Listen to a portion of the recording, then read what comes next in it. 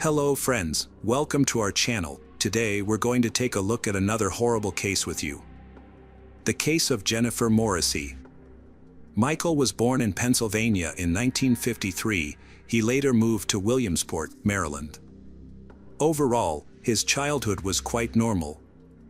After graduating from high school, he went to college and quickly married his girlfriend, whom he had loved for several years. The feeling was mutual, so she readily agreed. Michael is a person who has tried his best to achieve success in his career, he becoming a well-known insurance agent in the city for some time. Though he was good at it, he eventually switched to pharmaceuticals, where his career truly flourished as a pharmaceutical representative. He started his own business and provided his family with a wonderful life. He earned well, and the family wanted for nothing. Unfortunately, his happy married life did not last long. For years after the birth of their children, Michael and his wife's relationship became cold, so they decided to divorce. Despite the divorce, but he and his wife remain on good terms, and the children still visit him regularly.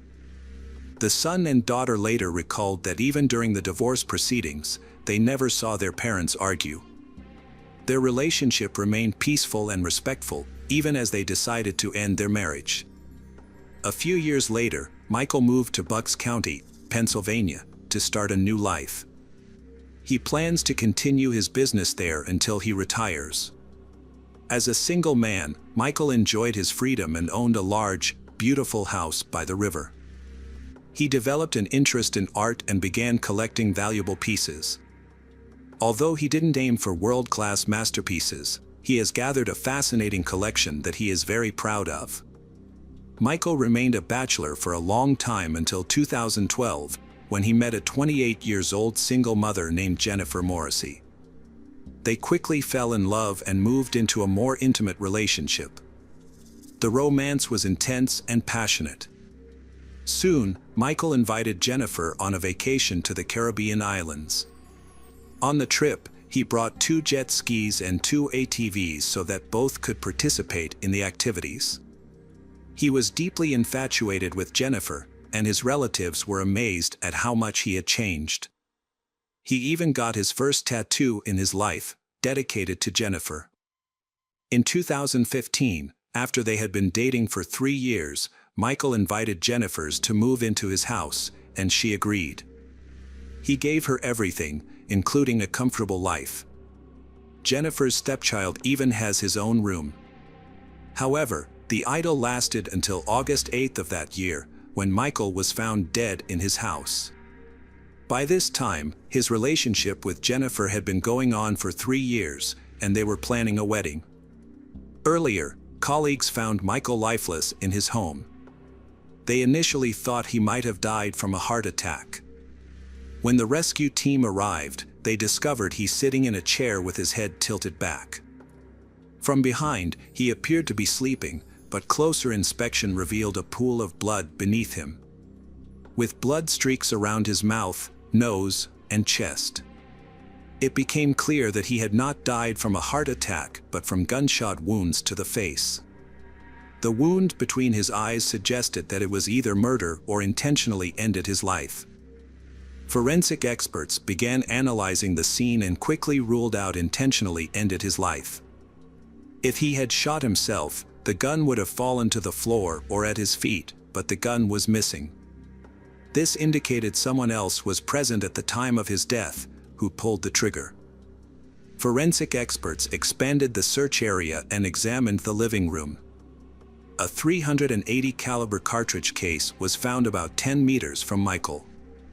There were no signs of a struggle inside the house, perhaps because the killer suddenly attacked him and acted abruptly. In addition, the watch, a laptop, and a cell phone of Michael's were also lost, indicating a robbery. It appears he witnessed a break-in, prompting the attacker to kill him to silence him. Further clues were found in Michael's bedroom. Investigators learned that he owned 2 registered guns.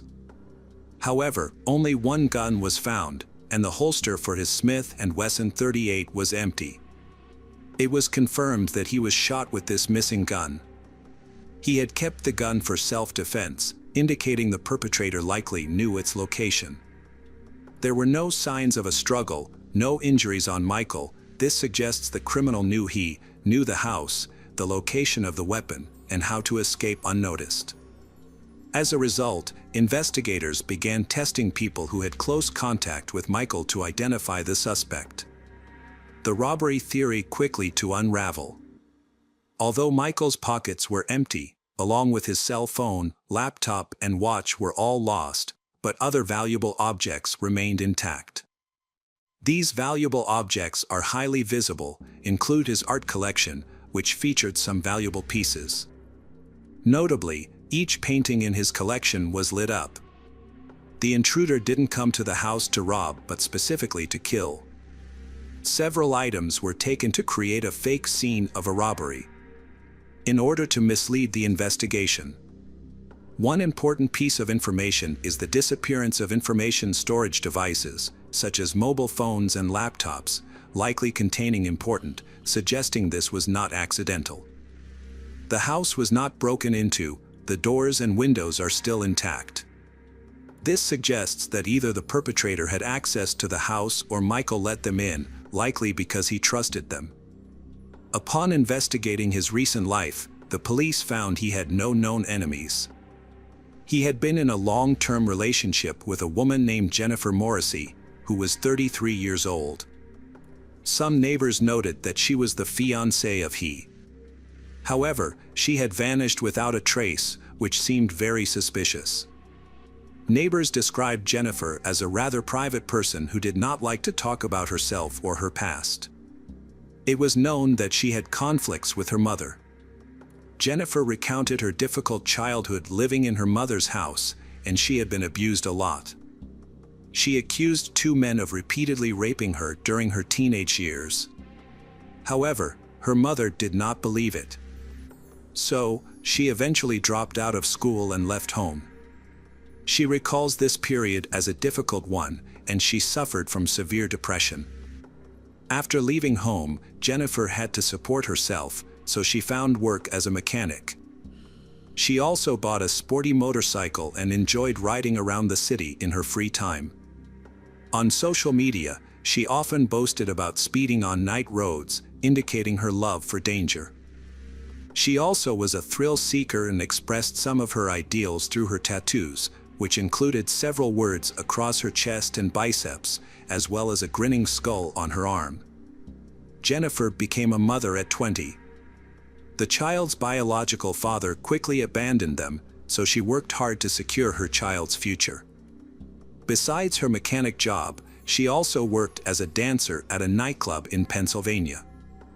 It was there in 2012 that she met Michael McNew, a 59-year-old regular at the club. During one visit, they struck up a conversation, and he invited her to dinner. Jennifer agreed to the date on the condition that he pay her $1,200 electricity bill. They began frequently visiting upscale restaurants and expensive places.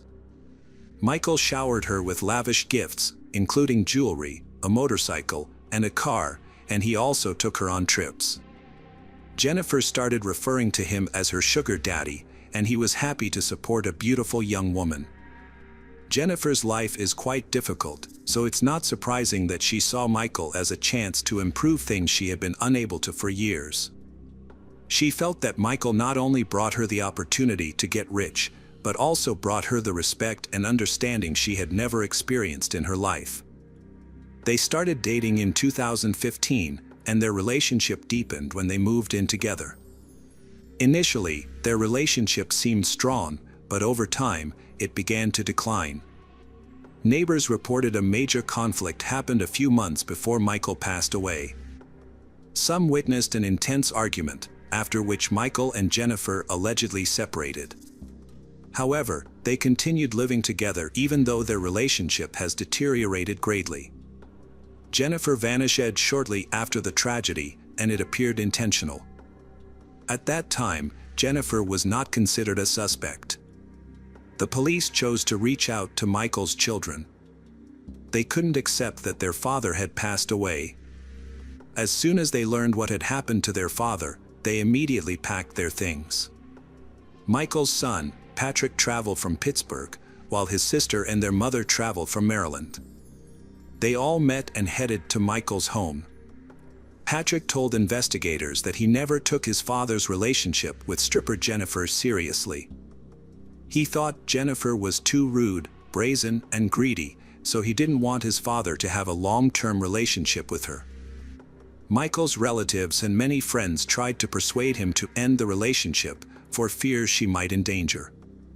In June 2016, Michael's daughter, Katie, got married. She told her father that she did not want Jennifer to attend her upcoming wedding. Michael decided to skip this event, so the wedding happened without the bride's father. Despite his relatives' objections, Michael continued to date Jennifer. Michael even made her the beneficiary of 2 life insurance policies worth about $500,000. By then, everyone knew Jennifer was frequently using illegal substances, exploiting Michael, and possibly having an affair. She severely damaged the relationship between Michael and Patrick, leading to frequent conflicts between them. Many believe that she did this on purpose so that she could gain access to all of Michael's assets, a wealthy man. However, in 2017, new issues emerged when she started distancing herself from him. She would leave without notice, came home late at night and just went to sleep without explaining anything. It was obvious that she was not really interested in the relationship anymore. During this time, she began using more illegal substances during this time, resulting in a serious addiction. She was arrested several times. Twice for substance abuse and once for causing an accident. A year before the tragic incident, Jennifer had cut off a cyclist with her car. Despite these issues, Michael stood by her. He helped pay all the fines and legal costs, making monthly payments for 2 cases filed against her, amounting to about $4,000 in total. According to Michael's children, shortly before his death, he mentioned his intention to break up with Jennifer and cancel their wedding plans. For Jennifer, this means she will lose everything, including a life of luxury that he has given her. She had to manage on her own and didn't have much money. She would also lose the large house and access to all the luxuries he had provided. The children of Michael, Patrick, and Katie believed that money was the motive for the murder. Jennifer simply lost control of herself as she found herself facing the possibility of losing everything. Michael had died 24 to 48 hours before his colleagues found him. The cause of his death was a gunshot to the face, fired at very close range. The bullet impacted the facial bone, fragmented, and split into 2 parts. One of them reached the brain, causing instant death. The police had to mobilize all resources and seize every opportunity to capture Jennifer and interrogate her, as she was the prime suspect. She was known to be on probation due to an accident. The police hoped she would come to the department to check in with the inspector, and as they anticipated, she did. On August 10th, 4 days after Michael's death, Jennifer unexpectedly arrived at the police station to pay court costs. She also reported to the police that she had seen on the news that her lover, Michael, had been killed, which surprised her greatly. The dispatcher then informed the detectives leading the investigation about this. It seemed odd because news of the crime had appeared on TV and social media almost immediately after the murder. Why did Jennifer wait 4 days to contact the police? The detectives reached out to Jennifer and arranged to meet her at the station the next day. They didn't reveal that she was a suspect in the murder but said they wanted to ask a few questions about a T-shirt. Meanwhile, they requested a warrant to examine her communications. However, Jennifer sensed something was amiss and didn't show up for the meet. Instead, she disappeared for several days. From experience, the detectives knew that this behavior was typical of criminals who are buying time. During such periods, they often fabricate an alibi or attempt to hide. Meanwhile, the police continued gathering evidence against Jennifer's. To learn more, the investigators spoke to multiple friends of Michael. One friend revealed that shortly before the crime, Michael had called him, expressing fear for life. Michael had discovered the identity of Jennifer's boyfriend, a man known by the alias Ruthless. According to Michael, this man was extremely dangerous. The situation was spiraling out of control, and Michael intended to break off his engagement quickly to protect himself. The man using the alias Ruthless was actually Charles Culo, a notorious figure in criminal circles who had been imprisoned several times. He had committed a string of serious offenses, with most charges related to the distribution of illegal substances. Just days before Michael's death, Charles was released from custody. Jennifer quickly moved in with Charles, but many of her belongings were still at Michael's house. She would occasionally stop by to collect her things, and Michael threatened to give them away to avoid seeing her again. Michael's friend mentioned that he was unhappy about Jennifer's affair. However, Michael chose not to compete with people from the criminal world and decided to end the relationship. The police believed this was a pivotal moment in the investigation. They had a new prime suspect, Charles, who would not have hesitated to shoot a defenseless elderly man. It was suspected that Charles accompanied her to Michael's house. And Charles and Jennifer simply wanted to make a profit, so they killed Michael so they wouldn't be hindered. Meanwhile, Jennifer missed a scheduled check-in with the inspector, which allowed the police to detain her and bring her to justice. On August 25, 2017, police officers went to the motorcycle repair shop where Jennifer worked and arrested her for violating her probation. Later, one of Jennifer's cellmates reported that she behaved very suspiciously during her imprisonment and confessed to intentionally killing Michael. The investigators brought Jennifer's in for questioning and informed her that she was suspected of being involved in the murder. She chose not to answer their questions and instead hired a lawyer. Meanwhile, a warrant was issued to access the communication devices of Jennifer. Jennifer's phone was found at the crime scene at 9:45 p.m. during her correspondence with Michael, confirming she was present at the time of the murder.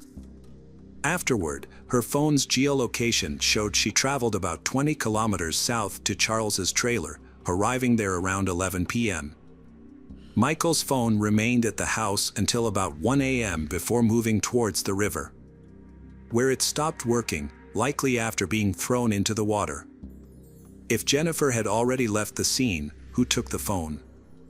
An electronics expert discovered that Jennifer's phone automatically connected to Michael's Wi-Fi network at about 9:45 p.m. on August 6, 2017, when the murder occurred. This suggests she was very close to the router at that time. The police continued their investigation and discovered that Jennifer had a second mobile phone. They accessed this device, which actually belonged to Michael and was password protected.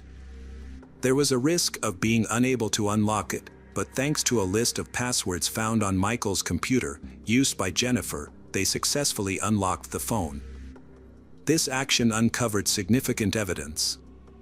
The investigation revealed that shortly before his death, Michael was communicating with Jennifer. While she had deleted much of the information, detectives were able to recover it. Michael intended to contact the FBI to ensure Charles was imprisoned for life. Naturally, Charles could not allow this, so investigators believe he chose to kill Michael.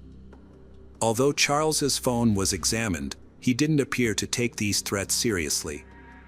Jennifer, however, reacted more aggressively.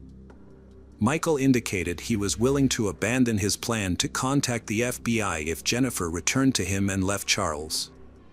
The last message Michael sent before his death was "I love you," to which Jennifer did not respond. After accessing Michael's social media accounts, it was discovered that the day after his death, Jennifer began sharing various stories about the incident with her friends and acquaintances.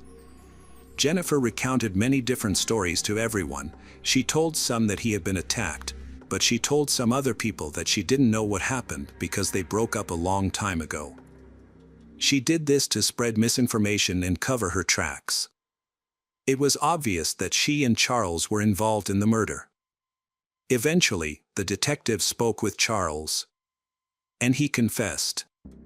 According to him, he was not involved in Michael's death. The murder was committed by Jennifer.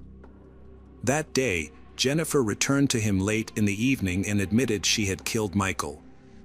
She explained that after an unpleasant conversation, Michael approached her with a gun. She managed to take the gun from him, but it accidentally fired, killing him. Frightened, she left immediately afterward. Jennifer requested to return to Michael to ensure he was either dead or to administer first aid if he was still alive. However, Charles refused to be involved in the crime, so he asked his friend Jerry to take Jennifer to the victim. Jerry, who lived nearby in a trailer with his mother, cooperated with the investigation and confirmed that he drove Jennifer to the river house that evening. He wasn't initially told the reason, but once they arrived, he realized what was happening. It was noted that the crime scene did not resemble a place where a fight had occurred, as Jennifer had claimed, but rather an execution. Michael was sitting in his chair when Jennifer arrived, and she neither checked his pulse nor attempted to help him. Instead, Jennifer collected valuables, removing the watch from his wrist, taking his laptop, and tossing his mobile phone into the river. Jerry then drove her to Charles's trailer. The police discovered traces of she DNA in Michael's pockets, which she had searched. Charles defended himself by explaining that he was not at Michael's house because he had been in an accident shortly before the murder, which left him with serious injuries. At the time, he was using a wheelchair to move around, could barely walk, and was in no condition to commit the crime. Furthermore, he was aware that he needed to avoid any trouble while on probation. Charles was very convincing, and the investigators believed him. They verified his story, confirming that he was indeed recovering from the accident. On September 29, 2017, Jennifer Morrissey was charged with first-degree murder, robbery, and tampering with evidence. The trial was set for January 24, 2019. The prosecutor stated that these charges were linked to several conflicts before the attack. Jennifer felt most upset because Michael did not want to continue funding her lifestyle and left her, which further aggravated her. Additionally, Michael's death was supposed to bring financial gain, as Jennifer claimed an insurance payout of about $500,000. The crucial evidence against Jennifer came from Jerry, a friend of Charles, who testified at the trial. Jerry confirmed that Jennifer returned to the crime scene to eliminate evidence. Due to his cooperation, he was not charged. Likewise, Jennifer's boyfriend Charles was not charged because he also testified against her, even though he initially protected her, delayed contacting the police, and destroyed the murder weapon. Inmates also testified against Jennifer during the trial. The defense argued that Jennifer was not cruel and could not be accused of being vindictive or aggressive. To support this claim, Jennifer chose to testify herself. During the trial, she claimed she went to Michael's house in the evening to collect her belongings. He allegedly met her at the door with a gun, refused her entry, and aimed the gun at her. She said she reacted quickly, a struggle followed, and during the struggle, the gun accidentally went off, shooting he in the face. Jennifer maintained it was an act of self-defense, insisting that if she hadn't shot him, he might have shot her. However, her story didn't align with the fact that Michael was found shot while sitting in a chair, suggesting he wasn't at the door as she claimed. This made her account seem unbelievable. Forensic experts concluded that the most likely scenario was intentional murder. Evidence showed that the gun was about 3 meters from Michael's head when it was fired. Jennifer had aimed precisely between his eyes to kill him swiftly, execution style. There was no evidence of a struggle between them. On February 1, 2019, the jury convened to deliberate a verdict. Jennifer Morrissey was found guilty of first-degree murder, theft, and tampering with evidence. She was sentenced to life in prison without the possibility of parole. However, she never showed remorse. Michael's son was the most affected during the trial investigations. He repeatedly expressed his hatred towards Jennifer because she took his father away from him. Because of Jennifer, the relationship between him and his father has greatly deteriorated, and now they can no longer be reconciled. Hello friends, welcome to our channel. Today we're going to take a look at another horrible case with you, the case of Marie Carlson. In 1974, a baby girl named Marie was born in the Philippines to an ordinary family. Concerned about her daughter's future, Marie's mother made the difficult decision to send her to the United States, where she believed Marie would have better opportunities for success. As a result, Marie was placed in a foster family with a military background, where she met a young girl named Esther, who was the same age as her. Two young girls quickly became close friends, unaware of a surprising fact that linked them together. What Marie didn't know was that her American foster father was actually her biological parent, making Esther her biological sister. As they grew older, the sisters left their parents' house and decided to start a new life together. They chose to settle in Florida, where they rented a cozy apartment near a karaoke club that soon became their favorite hangout spot. Marie Carlson's life was a vibrant reflection of her favorite color, pink. She had always believed that living a beautiful life was essential, surrounding herself with flowers and lovely things. But everything changed when she met Jeff, and she discovered a new, profound meaning in life: love. They quickly fell for each other, got married, and had a daughter named Paris, a name that symbolized the love and beauty they shared. Despite their happy family life, Jeff remained an enigma. His past and last name were shrouded in mystery. Meanwhile, Marie was driven to succeed in her career. She had set her sights on joining the Federal Bureau of Investigation, FBI, and was studying criminal law to achieve her goal. However, her journey was not without its challenges. As she progressed in her career, the obstacles grew tougher, and despite her best efforts, Marie ultimately left the police service without realizing her dream. Marie's life took a devastating turn due to a mental health disorder that worsened over time. The trauma of being sexually abused as a child left her with deep emotional scars. As a result, her daily life became increasingly painful, and her relationship with her husband, Jeff, began to suffer. The love they once shared started to fade, and their marriage eventually ended in divorce. The divorce was a difficult but necessary decision, as both Marie and Jeff knew they needed to prioritize their daughter, Paris. They agreed that it would be best for Paris to live with Jeff, allowing her to escape the negativity that had been affecting their home. Despite the challenges, they completed the necessary paperwork amicably and with minimal drama. Throughout the long and difficult divorce process, Marie and Jeff remained dedicated to making decisions that would benefit and care for their daughter, Paris. They remained on good terms and continued to care for each other as friends. Marie was grateful for Jeff's support and made it a priority to spend quality time with Paris, never missing a birthday. Marie had faced many challenges, but she remained determined and refused to surrender. Despite her struggles, she never lost hope. One day, she discovered what had been missing in her life: faith. This newfound faith led her to the Emerald Coast Church, founded by the charismatic pastor James Flanders and his wife Tanya. From the moment she stepped into the church, Marie felt a sense of belonging.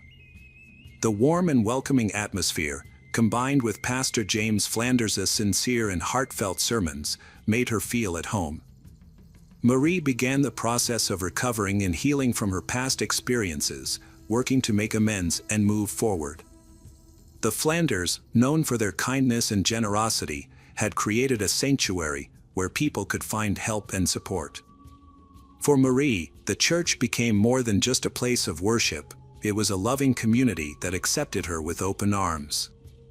As she surrounded herself with the church's loving atmosphere, Marie began to heal and grow. With each passing day, Marie felt a sense of freedom and joy that she had never known before. She was no longer the lost and broken person she once was. Instead, she was a strong and vibrant individual, filled with hope and happiness. As she looked out at the sunny Florida landscape, Marie's eyes shone with a newfound radiance, reflecting the beauty and joy that had blossomed in her soul. The church was more than just a building, it was a community of people who genuinely cared for one another.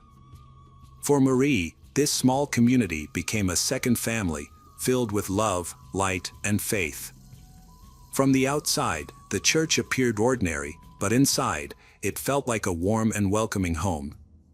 The people gathered there were united by their shared faith, and time seemed to stand still as they came together. Marie, however, was hiding a secret. She was pregnant, and the weight of this secret was crushing her. She felt ashamed and fearful, and only a few close people knew the truth. In June 2021, at the age of 37, Marie gave birth to her second daughter, Grace. As the news spread through the quiet town, people began to wonder who the father of the child was. The truth was painful. The father was a man Marie had been dating briefly, but he had turned out to be abusive and hurtful. When Marie became pregnant, he disappeared without a word. Left alone and broken, Marie found solace in the church. The Flanders family and the local community showed Marie and her newborn daughter overwhelming kindness and acceptance. They provided a safe and nurturing environment, filling a vital need in Marie's life by becoming like a substitute family. Through their selfless support, Marie was able to find the courage, optimism, and start the healing process from the trauma of her past. Marie had been feeling trapped in her life, and just 3 months after giving birth to her daughter, she made a shocking decision that left everyone stunned. She posted a mysterious message on social media announcing that she was leaving, not just her city, but also her family and friends behind. Marie had been secretly planning her escape, careful not to reveal her intentions to anyone, fearing they would try to talk her out of it. She only hinted at her dreams and expressed her love for her loved ones, making it clear that she was leaving for good. Her departure left many questions unanswered. Where was she going? What path would she take? And would she achieve her dreams? Marie's loved ones were devastated, worried sick about her safety and unsure of what to do next. The uncertainty surrounding her disappearance only added to their anxiety. Jeff, Marie's ex-husband, was particularly frantic and decided to contact the police to help find her. As the days passed, the worry and fear for Marie's fate only intensified. Marie's sudden disappearance from Fort Walton Beach had barely stopped making headlines when a disturbing revelation emerged. She had left behind her 3-month-old daughter. This news sparked immediate concern from Marie's sister, Esther, who knew her siblings' devotion to her children. "This is out of character for her," Esther said, her voice shaking. "She's always been extremely protective of her kids." Those who knew Marie were shocked by her disappearance. As a mother, she had always been exemplary, particularly with her 7-year-old daughter, Paris. Marie's ex-husband, Jeff, was especially stunned when he learned that she had stopped visiting Paris, as they had been inseparable. Now, at 37, Marie had vanished without a trace. While she had the right to start anew, the police couldn't ignore the fact that she had left her young child behind. The police analyzed Marie's recent messages and discovered a peculiar aspect: her writing style had changed significantly from before. This led them to suspect that she might be under duress or that the messages were fabricated. An investigation was launched, which soon impacted Marie's personal life. Questions arose about the identity of her daughter Grace's father and the nature of their relationship with Marie. However, even Marie's sister Esther was unable to confirm or deny these suspicions. The police were faced with a complex web of secrets surrounding Marie's disappearance, including the mysterious messages and the uncertainty about Grace's father. In an effort to clarify the situation, the police spoke with Tanya and James Flanders. They revealed that Marie had a history of disappearing temporarily without explanation. The Flanders also shared that Marie had been diagnosed with bipolar disorder, which could have contributed to her erratic behavior. A few weeks before she vanished, Marie experienced a severe episode of depression. She began taking medication but was forced to stop due to her pregnancy. Feeling extremely unwell, Marie asked the Flanders family to care for her daughter while she rested. After lunch, Marie lay down to rest, and Tanya and Grace went out shopping. James stayed with Marie to keep an eye on her, but he left for a short time to go home. When he returned, he was shocked to find that Marie and her car were nowhere to be found. The Flanders family immediately launched a search for Marie. They scoured the streets, checking the parking lots of every building, but found no sign of her. Then, James had an idea to check the airport, and to their astonishment, they found Marie's car parked there. Using the spare keys, James drove the car back home. When investigators examined the car, they did not find any suspicious marks or evidence that could lead to Marie's whereabouts. The investigators returned to the airport, hoping to find new leads.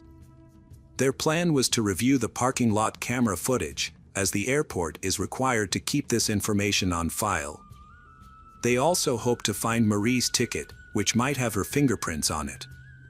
However, when they found the ticket, it didn't yield any useful results. The ticket was clean, with no fingerprints or other clues that could aid in the investigation. A search of Marie's car also turned up nothing, and the parking ticket didn't contain any fingerprints. To make matters worse, the cameras in the parking lot weren't working on the day Marie disappeared. This lack of footage was a significant setback for the investigation, leaving the question of whether Marie's disappearance was a tragic accident or a carefully planned escape. As the investigation continued, the police began to suspect that Marie's disappearance might be more sinister than initially thought. They reclassified the case as a murder investigation and shifted their focus to the mysterious father of Marie's child, Grace. The police returned to the church, hoping to find some answers to their questions. Who was Grace's father, and what role did he play in Marie's disappearance? The church, where Marie had found solace, was filled with rumors and speculation.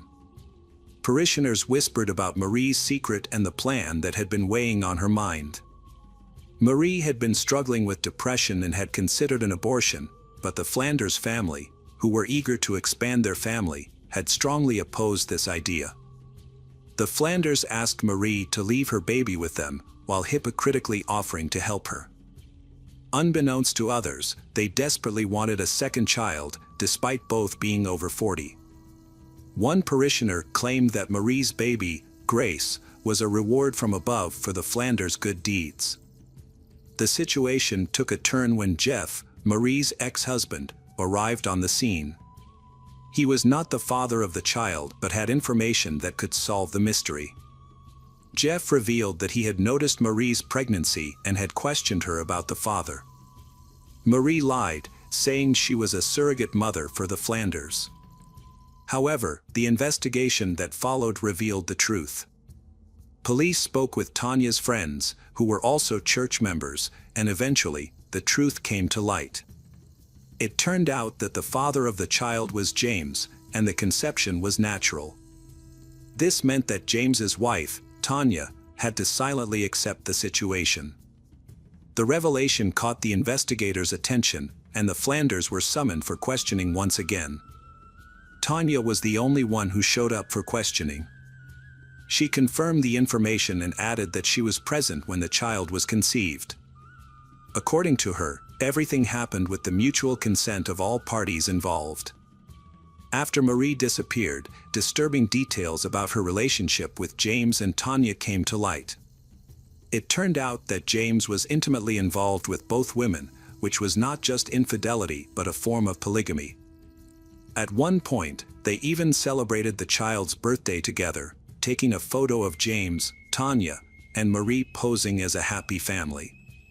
However, this photo was meant to mislead, suggesting that the celebration was only for Tanya and that Marie was not involved. But after questioning Tanya's friends, the investigation uncovered new information that revealed the true nature of their relationship. Although Tanya claimed that Marie was initially happy with the arrangement, it became clear that this was no longer the case at some point. Marie's feelings for her daughter Grace were stirred after she was born, and she became hesitant to give her up to Tanya. According to friends, Marie's reservations fueled her jealousy of Tanya, sparking suspicion that Marie might not want to surrender her child to her rival and planned to steal James away from her. These rumors swiftly elevated Tanya to the top of the suspect list. Following Marie's disappearance, all Tanya's problems would essentially dissolve, granting her the opportunity to raise Grace solo and retain her status as James's beloved wife. However, 2 months had passed since Marie vanished, yet no leads emerged. Investigators diligently attempted to unravel the mysteries surrounding Marie's disappearance using available tools, including GPS data. Despite its limitations in 2011, investigators focused on analyzing phone records and message logs to gather more information. The records revealed that Marie had accompanied James to the airport, but Tanya was absent. This development coincided with the unexpected visit of Jason, a young priest who often represented James and ultimately chose to share information with investigators. Jason shared with others a conversation he had unintentionally overheard after Marie vanished. James expressed his distress and concern, stating that he would have to leave the country due to Marie's disappearance, but he couldn't disclose the details. He only mentioned that something terrible had occurred during Marie's severe depression. Prior to her disappearance, James had stayed with Marie at a clinic for a few days, while Jason temporarily took his place. Meanwhile, rumors about polygamy began circulating among the church parishioners, which shocked Jason when he discovered them. Upon James' return from the hospital, Jason decided to discuss the matter with him. Jason asked James about his relationship with Marie. James was honest and admitted to having a romantic relationship with both Marie and his wife. He revealed that he and Marie had a heated argument before her disappearance, which escalated into a physical fight. However, James insisted that Marie was alive and well at the time of her disappearance. Following their conversation, James decided to resign as pastor and soon left the city with his family, including Tanya and Grace, to move to Arizona. Shortly before their departure, Marie's family had contacted the Flanders family to collect some of Marie's belongings. As a result, investigators obtained Marie's phone, which may have contained crucial information. The investigation into Marie's disappearance was initially hindered because most of the data on James' phone had been deleted. However, investigators were able to recover some fragments, including a video of James promoting precious metals. This finding raised suspicions, particularly since the case took place in 2011, when digital evidence was easier to erase and surveillance was less widespread. At that time, DNA detection technologies were still in their infancy, making it seem like criminals could easily escape punishment. However, the field of digital forensics was also advancing, and it was this expertise that ultimately helped crack the case. 3 years after Marie vanished, a new program became available that enabled investigators to recover data from phones and computers. This technology allowed them to access messages between Marie and James, which painted a disturbing picture of their relationship. The recovered messages included explicit images, some of which were taken inside a church. Perhaps most damningly, Marie's emails to James revealed her deep desire to leave Fort Walton Beach, fearing the place was cursed. Her messages hinted at her desperation to escape with her child. A chain of unexpected and dramatic events led to the Flanders family's deepest secrets being exposed. Flanders said, "When someone spreads rumors or harms me, I want them to cease to exist." Given James' situation, shrouded in darkness and fear, it's possible he fulfilled this ominous promise. Despite the lack of Marie's body, there was sufficient evidence to issue an arrest warrant for James on charges of second-degree murder. However, the prosecutor faced a significant challenge, convincing the jury of James' guilt without the victim's body. James and his lawyer were in a desperate situation with an uncertain future ahead, so they made a drastic decision as a last resort to try and turn things around. If James revealed Marie's body's location, he would be charged with manslaughter, a crime with a more moderate sentence. After years of anguish, Marie's family agreed to this deal. James's words revealed a disturbing truth. He and Marie had a tumultuous relationship, frequently arguing about her struggles with depression.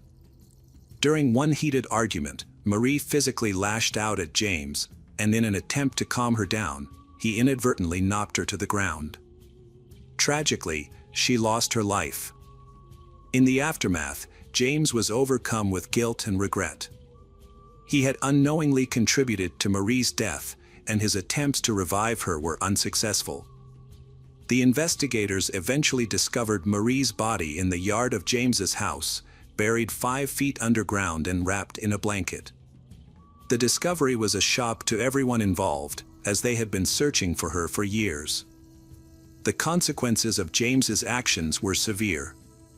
He was convicted of manslaughter and sentenced to 15 years in prison, with the possibility of parole after 11 years. His wife, Tanya, claimed to have been unaware of James's crime and was deeply shocked by the news of Marie's death. Marie's body was discovered after a delay, which hindered experts from determining the cause of her death. This delayed discovery may have impacted the direction of the investigation. 5 years later, Marie's family and friends were finally able to lay her to rest and find closure at her funeral. Her sister Esther might have even sung a final song in her honor. Hello friends, welcome to our channel. Today we're going to take a look at another horrible case with you. The case of Ashley Wadsworth. Ashley Wadsworth was born on July 25, 2002, in Vernon Township, British Columbia, Canada. She was the daughter of Kenneth Wadsworth and Christy Jenden, and had an older sister named Haley. The Wadsworth family was large and close-knit, consisting of over 50 people, including cousins, uncles, and aunts of varying degrees of kinship, all living in the same community. Ashley was a cheerful, outgoing, and energetic girl who was popular and had many friends. She enjoyed outdoor activities such as swimming, horseback riding, and skiing. She was also passionate about tennis and played the clarinet. Ashley was very active on social media, frequently sharing memes, jokes, and photos. It was through social media that Ashley met Jack Seppel in 2015, when she was 12 years old and he was 15. Jack Seppel was born on January 9, 1999. His mother, Tracy Dalton, was married to a man named Ricky. Jack's relationship with his father, who passed away in 2019, was reportedly strained. Jack did not communicate with his brother, Jordan, but he did stay in touch with his sister, Nadia. Apart from his mother and sister, Jack did not have many close relationships, preferring to interact with people primarily through the internet and video games. According to Jack's acquaintances, he had a mixed reputation in school. On the one hand, he was remembered as a charming, fun, and lively kid.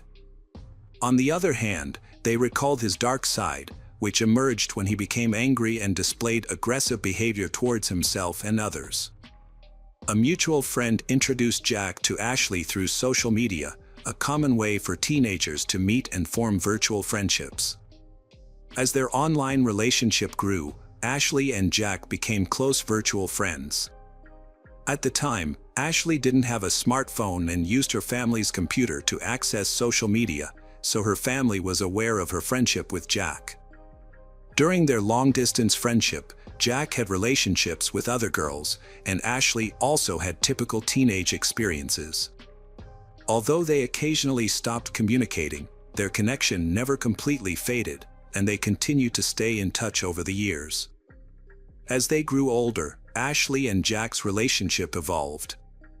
They started communicating through video calls, which led to a more intimate and romantic relationship.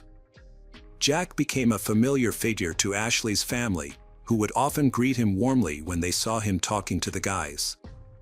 He also sent Ashley gifts, such as teddy bears and purses, on multiple occasions. Ashley's family and friends noticed that she had a tendency to compare every boy she met to Jack. However, due to the significant time difference between their locations, Jack lived in Essex, while Ashley was in Vernon. They struggled to find time to talk, often waking up too early and going to bed too late. As Ashley turned 15 in 2018, she began to express a desire to meet Jack in person. However, her family refused to let her travel alone to another continent. Like many young couples, they occasionally argued, and when Ashley would block Jack on social media during these fights, he would find ways to contact her again, creating new accounts or sending messages through his sister or acquaintances. This behavior was seen as disturbing and intrusive by Ashley's loved ones, but she continued to insist that Jack was a kind and compassionate person. In October 2018, Jack, who was 19 at the time, got a tattoo of Ashley's name on his arm when she was just 16. Her parents thought this display of affection was excessive and warned her to be cautious. However, Jack soon began exhibiting jealous and violent behavior. He would become angry if he suspected Ashley was talking to other guys, despite continuing to date other girls himself. He claimed Ashley was his favorite and swore his loyalty to her alone. This incident marked the beginning of a disturbing pattern of behavior. Ashley's friends and family grew increasingly concerned as Jack's behavior escalated. One day, Ashley called a friend who was at Jack's house, and he wouldn't let her leave. According to the friend who overheard the conversation, Ashley surprisingly remained calm, as if she was used to such situations. She simply asked Jack to stop being crazy. Ashley confided in her friends about the incident but didn't tell her parents. However, her friends strongly advised her to cut off all contact with Jack.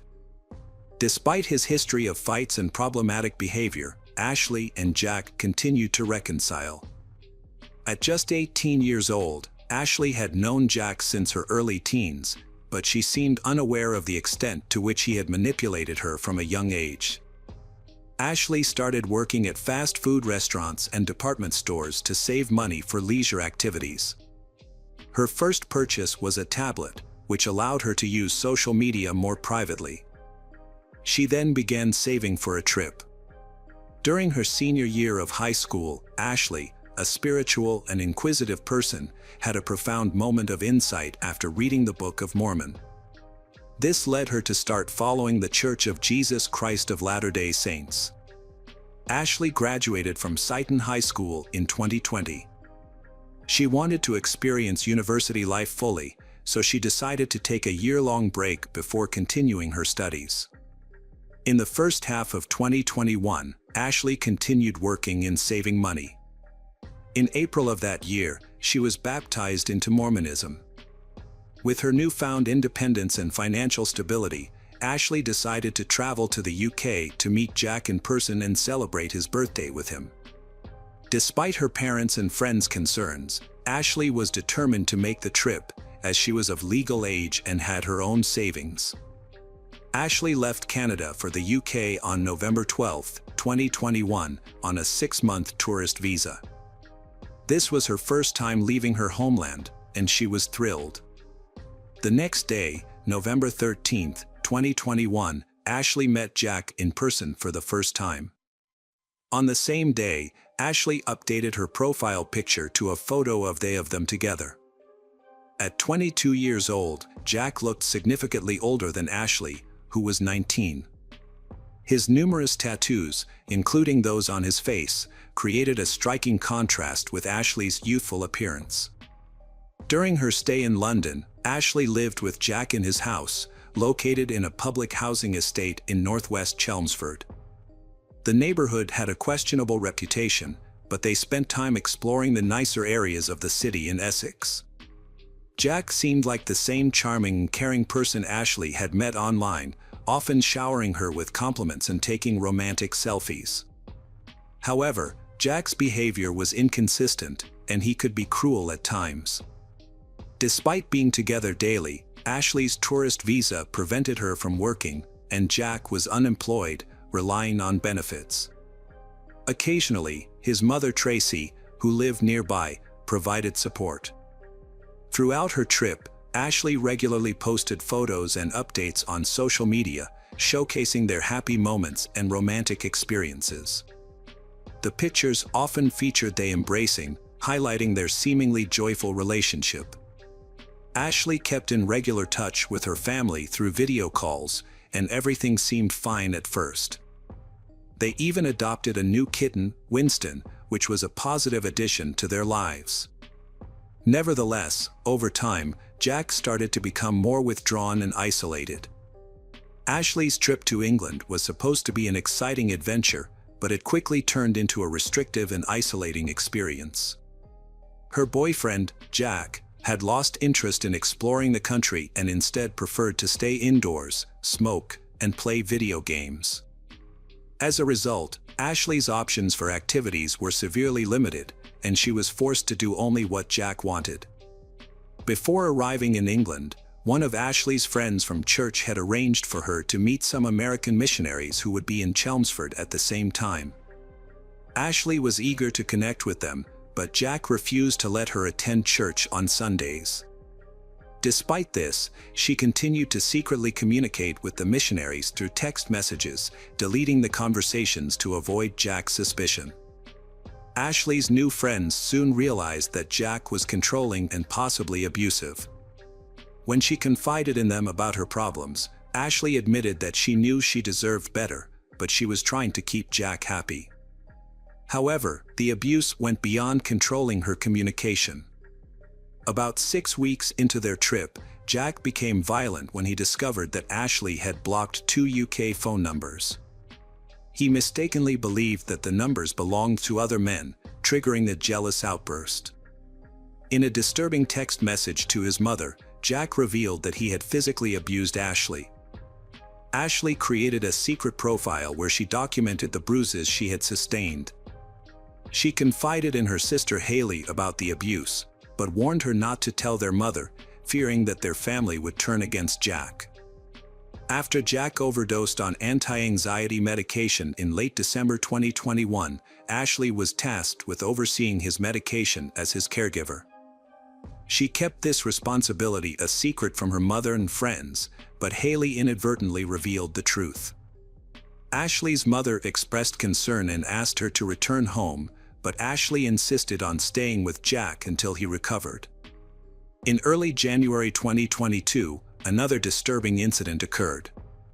Jack smashed a beer glass over Ashley's head, leaving her in tears. While Jack forced her to clean up the broken glass, Ashley contacted her sister via video call, revealing the true extent of her situation. Jack was frantic, pacing back and forth, yelling, and grinding his teeth. His distress prompted Ashley to contact her sister, Haley, who urged her to return home. However, Haley's concerns fell on deaf ears. A brief period of calm followed, marked by Jack's 23rd birthday celebration with his family, where everyone put on a united front and pretended everything was fine. In an attempt to diffuse the tension, Jack's mother and stepfather organized a family vacation to a seaside town shortly after. The photos from the trip appeared perfect, showcasing a happy and tranquil Ashley, which brought relief to her parents, who remained unaware of the seriousness of the situation. In late January, an intense argument broke out, and Jack's behavior turned violent once again. He hit Ashley and threw a candle and a TV remote at her while she was video chatting with Haley, who was pleading with her to return home. Although Ashley had initially agreed, she ultimately decided to stay. Despite witnessing Jack's cruel nature, she clung to the hope that the charming person she once knew was still buried deep within him. Ashley was convinced that time, her love, or perhaps medical treatment could help Jack overcome his destructive tendencies, a sentiment that was echoed by her mother during subsequent conversations with Jack. Jack accused Ashley of cheating on him, physically abused her, and later apologized. Despite feeling guilty about his actions, Jack's behavior continued. The situation escalated on the morning of February 1, 2022, when Jack became angry with Ashley again.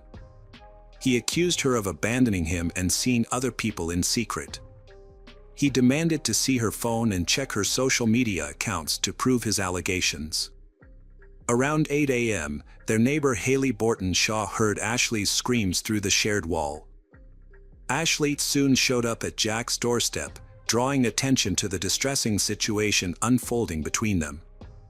Haley was shocked and Ashley appeared at her door, barefoot and crying, with a cut on her palm that was bleeding. Ashley explained that Jack had become enraged when he caught her looking at intimate photos of them. He had verbally abused her, physically attacked her, smashed her phone, and thrown her kitten against the wall. Despite Haley's concerns for Ashley's safety and fear that Jack might try to harm her, Ashley asked Haley not to call the police. Haley reluctantly agreed, but begged Ashley to see a doctor instead of returning to Jack's apartment. When Ashley refused, Haley decided to go and talk to Jack herself. During their conversation, Jack apologized for his actions and remained calm. Haley then left for a doctor's appointment around 9 a.m. Meanwhile, Jack's neighbor received a misdelivered package and brought it to his doorstep. Jack was hesitant to answer the door, which wasn't unusual since he was known to be an unfriendly and paranoid person. Around this time, Ashley called her family using Jack's cell phone, informing them of her situation. Ashley's mother was already aware of what was going on because Haley had previously confided in her about Jack's abusive behavior towards Ashley. Ashley's parents immediately bought her a return ticket for February 3rd to escape the abusive relationship. When she informed Jack, he offered to drive her to the airport. However, before she left, Ashley's mother made it clear that if Jack hurt her again, she would contact the police. She also advised Ashley to go straight to the airport if Jack assaulted her again. The conversation between Ashley and her family lasted for 3 hours before they ended the call. It was 11 a.m. in Chelmsford and 3 a.m. in Vernon when the call ended.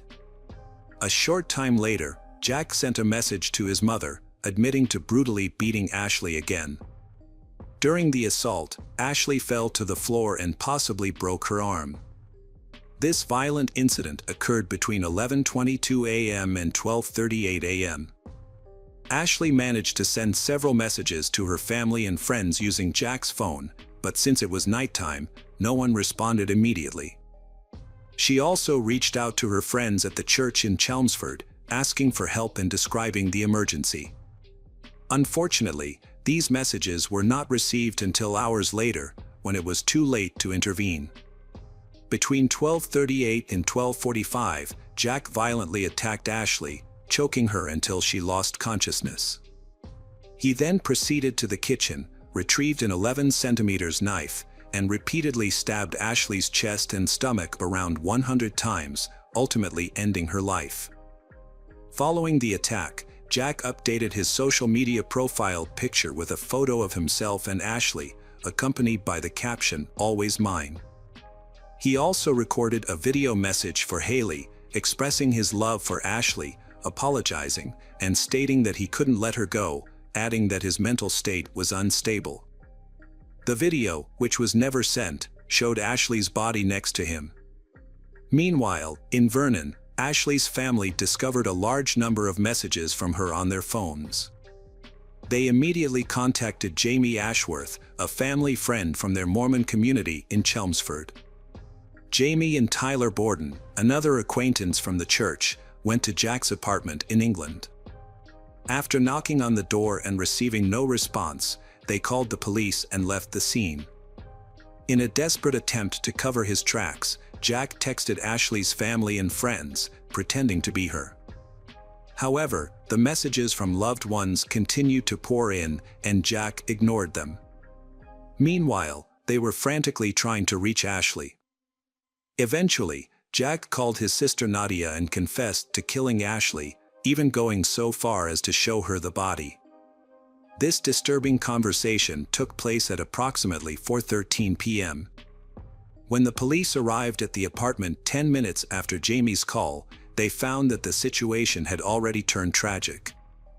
They arrested Jack, who was covered in blood, on the spot. He told the officers that he had experienced a psychotic episode and confessed to the crime.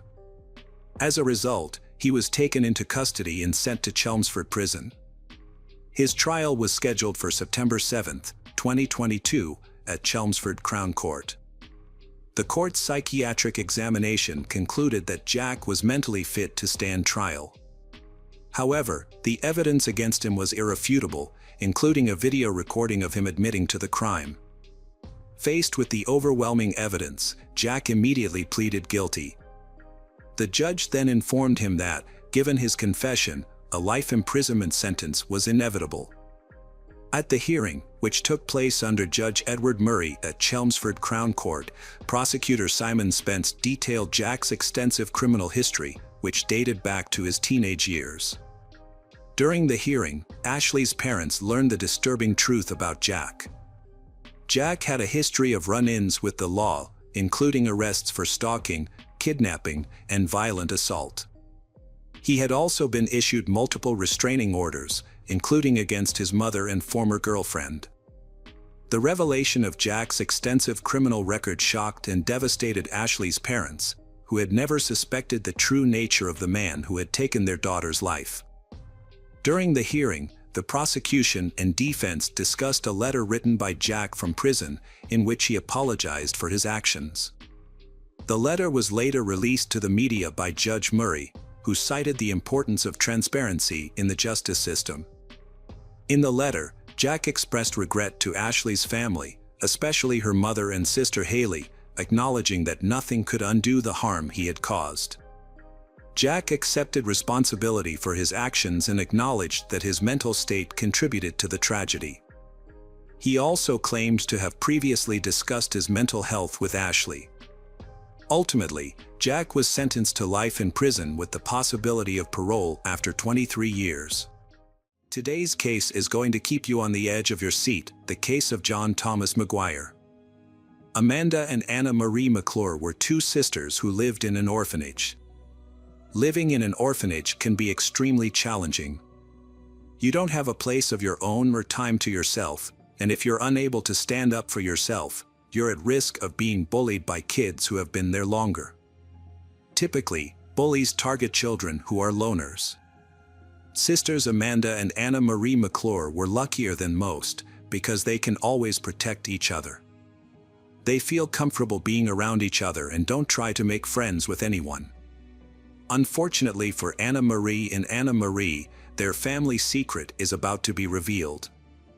Their father, Larry, has been convicted and imprisoned, and this news has been widely broadcast on television by various news sources. One day, the McClure sisters, Amanda and Anna Marie, helped a new girl named Meredith who was being bullied.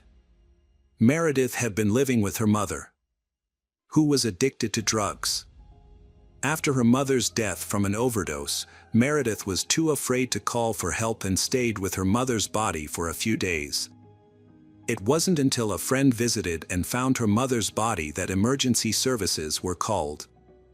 Meredith soon became friends with the McClure sisters, and the three of them had a lot of fun together. Amanda and Anna Marie never told anyone why they were living in an orphanage. And when Meredith asked, Anna Marie made up a story about their father being a police officer who died while on duty to catch a dangerous criminal. Meredith was so impressed with Anna Marie's story that she told it to the other children at the camp. Overnight, the McClure sisters became heroes and were admired by everyone. Most of the kids in the shelter had parents who had died from substance abuse or were in prison, so the McClure sisters' story made them stand out in a positive way. The sisters' secluded life at the orphanage came to an end when all the children wanted to befriend them. However, this marked the beginning of a difficult period in their lives. A heartbreaking truth comes to light: their father, presumed dead, is actually alive and serving a prison sentence for violence and sex crimes he committed against minors.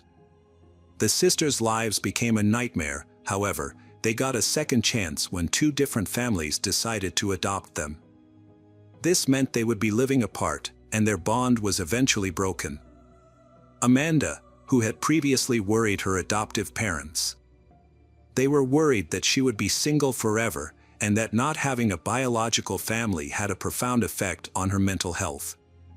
Amanda's adoptive parents were relieved to learn that she was in a serious relationship with a man named John Thomas McGuire, who was 38 years old. This would be his second marriage, and he had 2 sons from a previous marriage.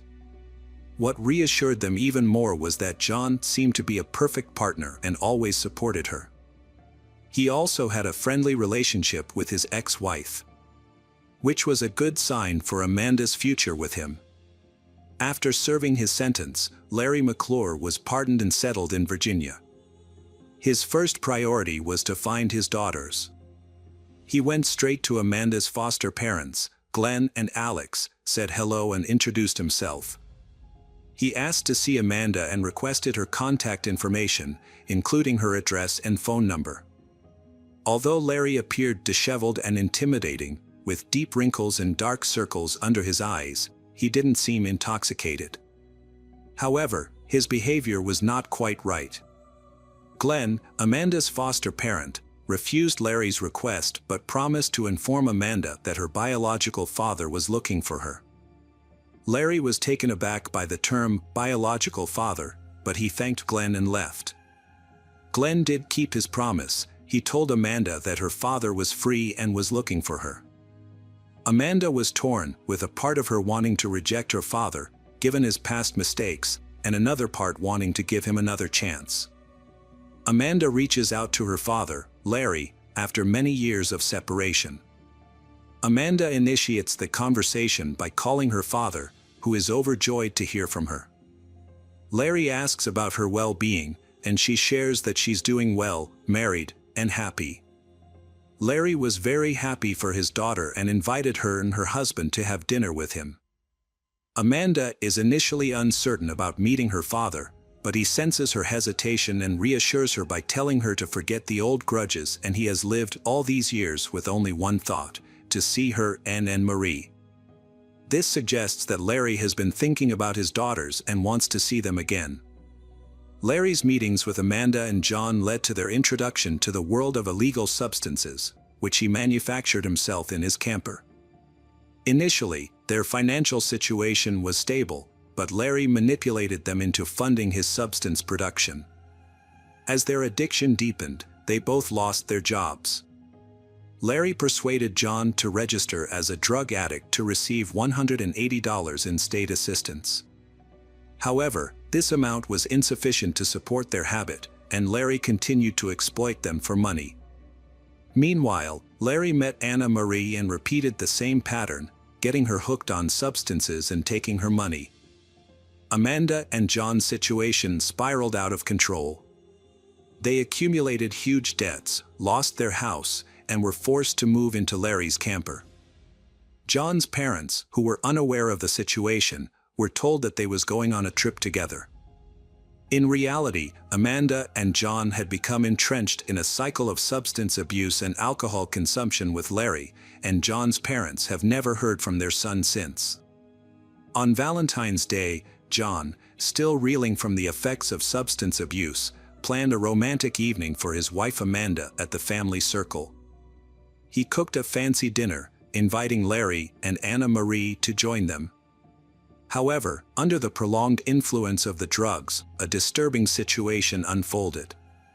Amanda and Larry, who were supposed to be father and daughter, began to develop an inappropriately close relationship. Sadly, John was unaware of this, and as a result, he became redundant in their twisted relationship. During the meal, John spoke very many warm words to Amanda, which made Larry extremely anxious. As the tension increased, Larry interrupted John's speech and asked if he could be completely honest with his wife. John agreed, and Larry suggested a game. They tied John's legs and instructed him to answer truthfully about his life. Initially, the questions covering topics like childhood and school. However, under the influence of drugs, Larry began to accuse John of being an undercover FBI agent. When John denied this, they hit him. Although John begging for mercy, but he was ultimately struck on the head with a bottle of wine, the same wine he had brought for the family dinner. Over the course of 2 days, Larry, Amanda, and Anna Marie subjected John to torture while using illegal substances. When they thought it was time to end things, Amanda put a black bag over John's head and tightened it around his neck until he stopped breathing. They buried John in the backyard and then celebrated the engagement of Larry and Amanda, father and daughter, with more drugs and alcohol. On the 3rd day, their mental health worsened. They began to hallucinate, seeing John's ghost, hearing police sirens, and imagining that the ground where they buried John was disturbed as if he might escape and report everything to the authorities. The situation was chaotic, but the father and daughters still decided to take more drastic action. They dug up John's body, checked his pulse, and examined his pupils' reaction to light, even though he showed clear signs of decomposition. This, however, did not convince them that he was truly gone. In a frantic bid to prevent John from coming back to life, they dismembered his body with a wood axe and drove aspen stakes into each piece.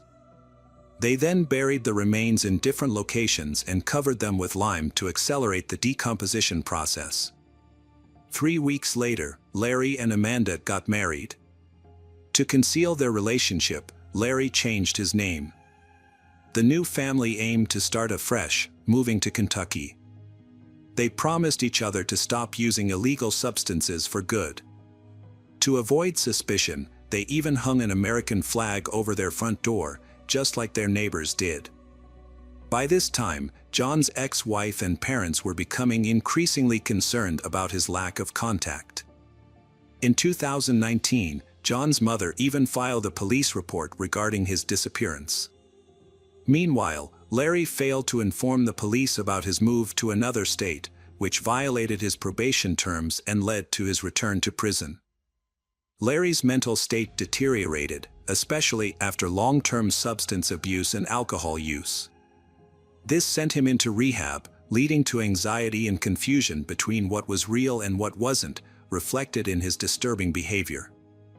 Larry suspected that the parole violation was merely a pretext for authorities to search his backyard for John's remains.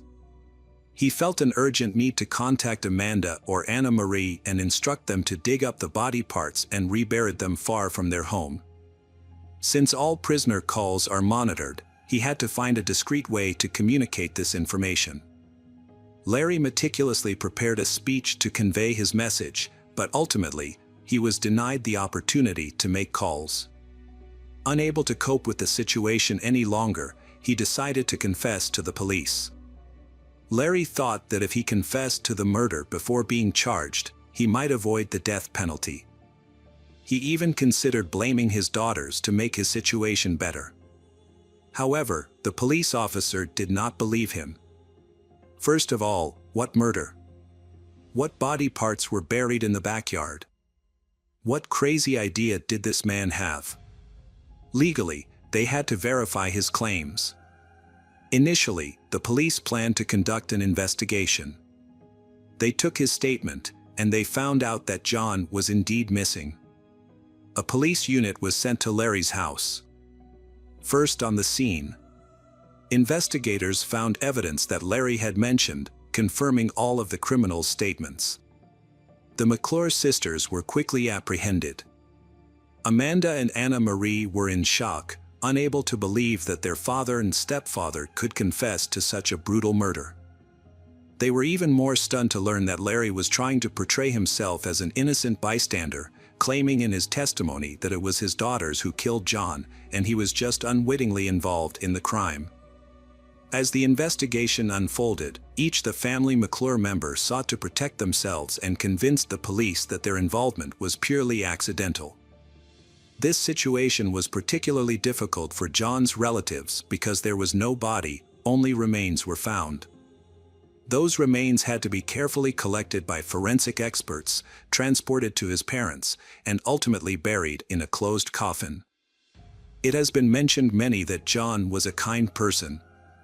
Despite the challenges they faced, his parents were able to arrange for his burial. Some friends contributed financially, while others assisted with transportation and funeral planning. John was laid to rest at a Lutheran church on October 25, 2019. On February 15, the day after Valentine's Day, a member of the McClure family posted on Facebook, claiming it was a message from John. The post stated that he was going on a long trip and would be out of touch, asking friends not to worry about his absence. This raised suspicions that the family McClure had planned to kill John, and they wanted to deceive others to avoid causing panic. Despite the severity of the crime, but during the trial, Larry and Amanda received an additional 6 months in their sentence due to their illegal father-daughter marriage, which is prohibited in the state. The trial began, and Larry testified. He revealed that he had always felt remorse for his children throughout his life. He explained that when they were very young, he committed a serious crime that led to them being placed in an orphanage. Their birth mother had abandoned them, and he was the only one left feeling heartbroken. Larry expressed deep gratitude towards the families who adopted his children, mentioning that he had even prayed for their adoptive parents in churches.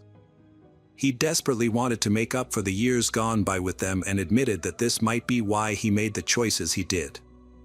He describes John as a wonderful young man and expresses his grief for him. He says that if he could change the past, he would, but emphasizes that no one can bring the dead back to life. He mentions his deep love for his daughter Amanda. However, he notes that Amanda does not care about John, her only concern is taking money from his account. He questions whether anyone would consider killing someone for $180, and that people should recognize Amanda for what she was. He called her a monster, not a human. He stated that he, Amanda and Marie, were addicted to drugs and that they deserved to be punished for their actions. He expressed his desire to speak to the jury and said that regardless of his sentence, he was aware of his health problems and believed that he might not live more than 10 years. He expressed regret for John's passing and again apologized to all of John's loved ones. The trial dragged on because the defendants kept changing their statements about whether they killed John or not. Amanda, unable to bear the long trial, made a deal with investigators. In return, she was assured that she would be charged with involuntary manslaughter at her next trial. Larry then gave another speech. He said, "The four of us bought the ingredients to make illegal drugs. Amanda came to me and shared her wish to get revenge on John. The reality is that John, while high on drugs, assaulted Anna Marie, which led to her becoming pregnant. For me, I needed to regain my daughter's trust after years apart. I felt I could not refuse their demands. I often blamed myself for what had happened and thought about ending my life. But I wondered, why should I suffer when this crime was committed by them?" After Larry's speech, it was John's family's turn to speak. John's mother cried uncontrollably and could not express her emotions. She expressed, "Even if one day I can forgive the McClure family, I will never forget what they did. I also hope I live long enough to see one of them die before me." Next, John's children spoke, cursing the killers and declaring that they would never forgive them. The judge delivered the final verdict, sentencing Larry McClure to life in prison without the possibility of parole. When the sentence for Amanda was revealed, her adoptive parents regretted telling her that her biological father was looking for her. They had always raised her with the freedom to make her own choices, unaware that this freedom could lead to such dire consequences. At the time the verdict was announced, Amanda stated that her father's jealousy was the root cause of the situation.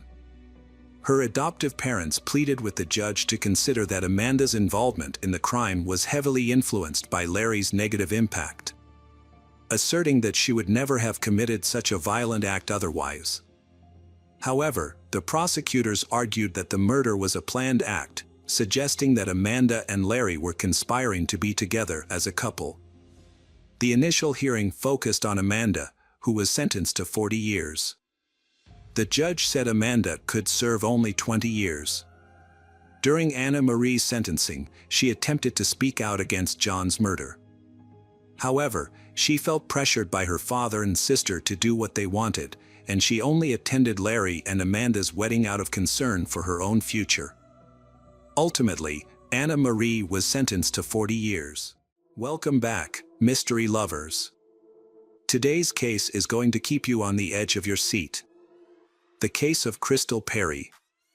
Crystal Perry had been born on August 23, 1963, in Rumford, Maine, the youngest of 10 children. Her parents had faced significant difficulties providing for their large family, leading Crystal and her siblings to grow up independent. Crystal and her siblings had always wanted to build their own lives as soon as possible. They eventually moved to different cities and states in search of new opportunities. Crystal had met her future husband Tom in high school. Crystal and Tom married and initially moved to California, but Crystal soon discovered that life in the city was not right for her. After a year and a half, they decided to return to Maine, settling in the small town of Bridgeton, about an hour from Crystal's hometown of Rumford.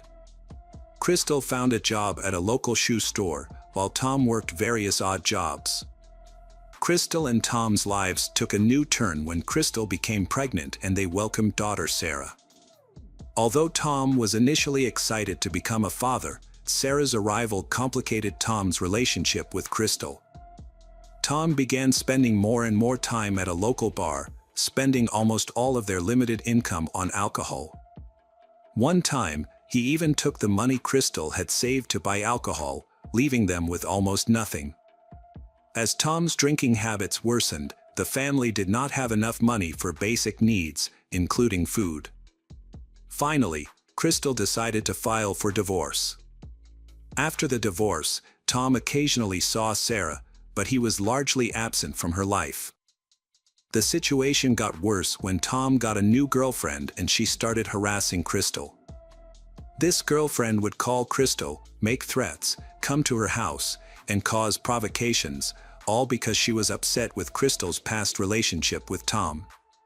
Crystal's fears for Sarah's safety grew and she became hesitant to let her daughter visit Tom, worried that Tom's new girlfriend might actually harm Sarah. Crystal moved in with her mother and worked hard to save enough money to buy her own house. After years of saving, she bought a small house near a peaceful lake on the outskirts of Bridgeton. Crystal was excited to provide a stable and loving environment for her daughter, Sarah. Crystal prioritized giving Sarah the attention and love she deserved. In their free time, Crystal and Sarah enjoyed spending quality time together, often watching movies or chatting with each other. One day was like any other day. Crystal went to work, and Sarah went to school. They had their usual dinner together, and Crystal carried Sarah to bed. However, a few hours later, Sarah's peaceful night was broken by a loud scream that startled her. At first, she thought Crystal was arguing on the phone, but it quickly became clear that there was something much more serious going on with Crystal. Crystal had been screaming loudly in the kitchen, causing Sarah to fear that her mother was being attacked. The bedroom door had been slightly open, but the kitchen was out of sight. Stiff with fear, Sarah could not move or make a sound. As she listened, she heard footsteps approaching, making her think that the next attacker would come for her. Feeling scared, she quickly hid behind the bed.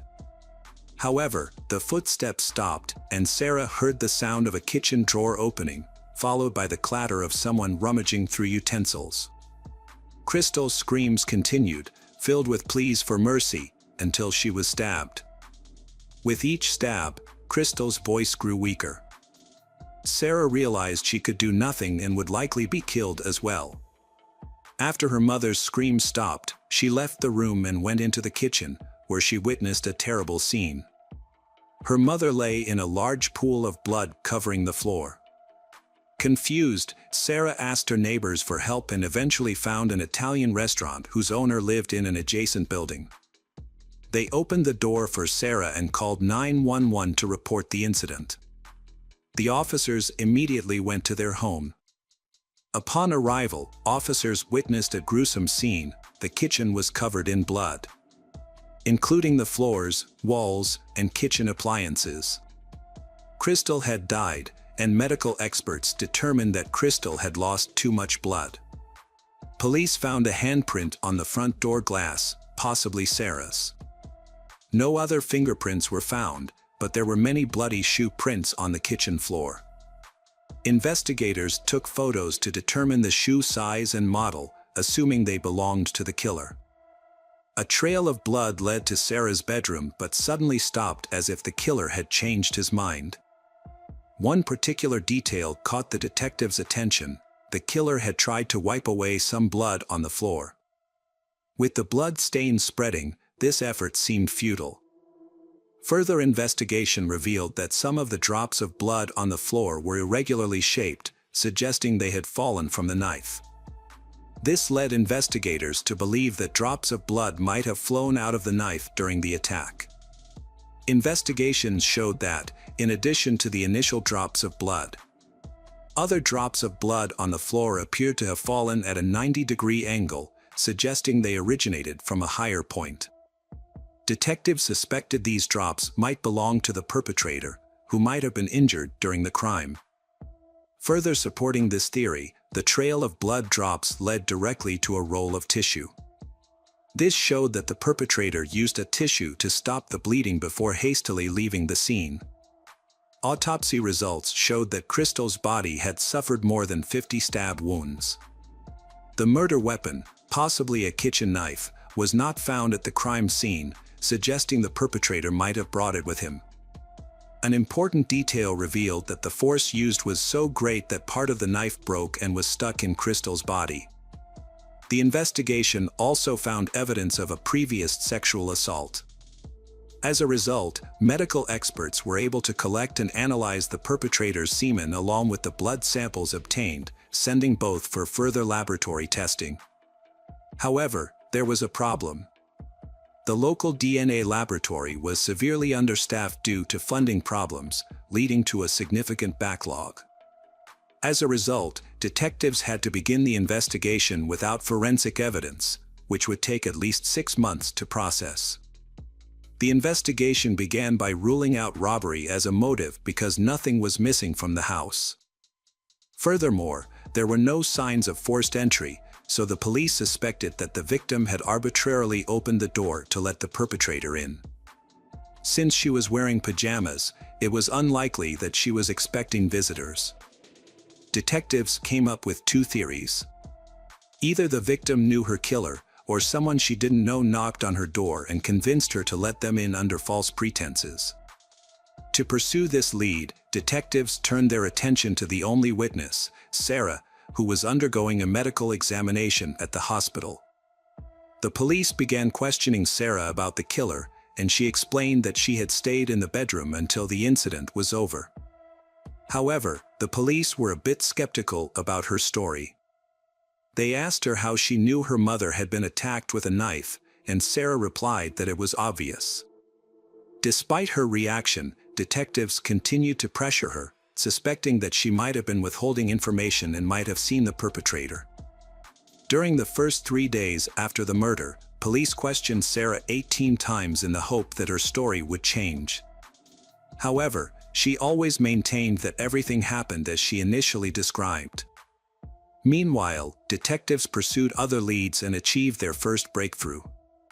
They discovered a pair of boots at a local shoe store whose sole pattern resembled bloody footprints found at the crime scene. Additionally, they learned that Crystal had been harassed by Teresa, Crystal's ex-husband's girlfriend. Despite evidence that the killer was a man, the police decided to investigate Teresa, considering her history of threatening to kill Crystal. Maybe Teresa had found an accomplice to commit the crime. However, detectives found no evidence to support this theory.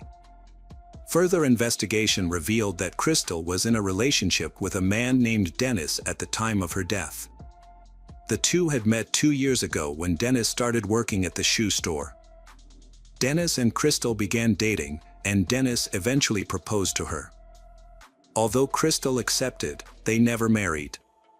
Their relationship was tense, with frequent arguments and Dennis engaging in aggressive behavior, such as breaking objects and banging on walls. However, there was no evidence that he ever physically harmed Crystal.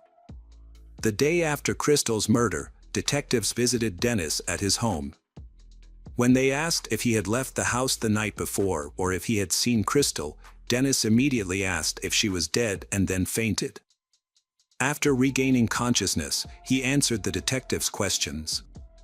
Dennis explained that he had planned to visit Crystal that evening but was delayed because he was helping a friend fix his car. When he later called Crystal, she said it was too late, leading to an argument and Dennis staying home.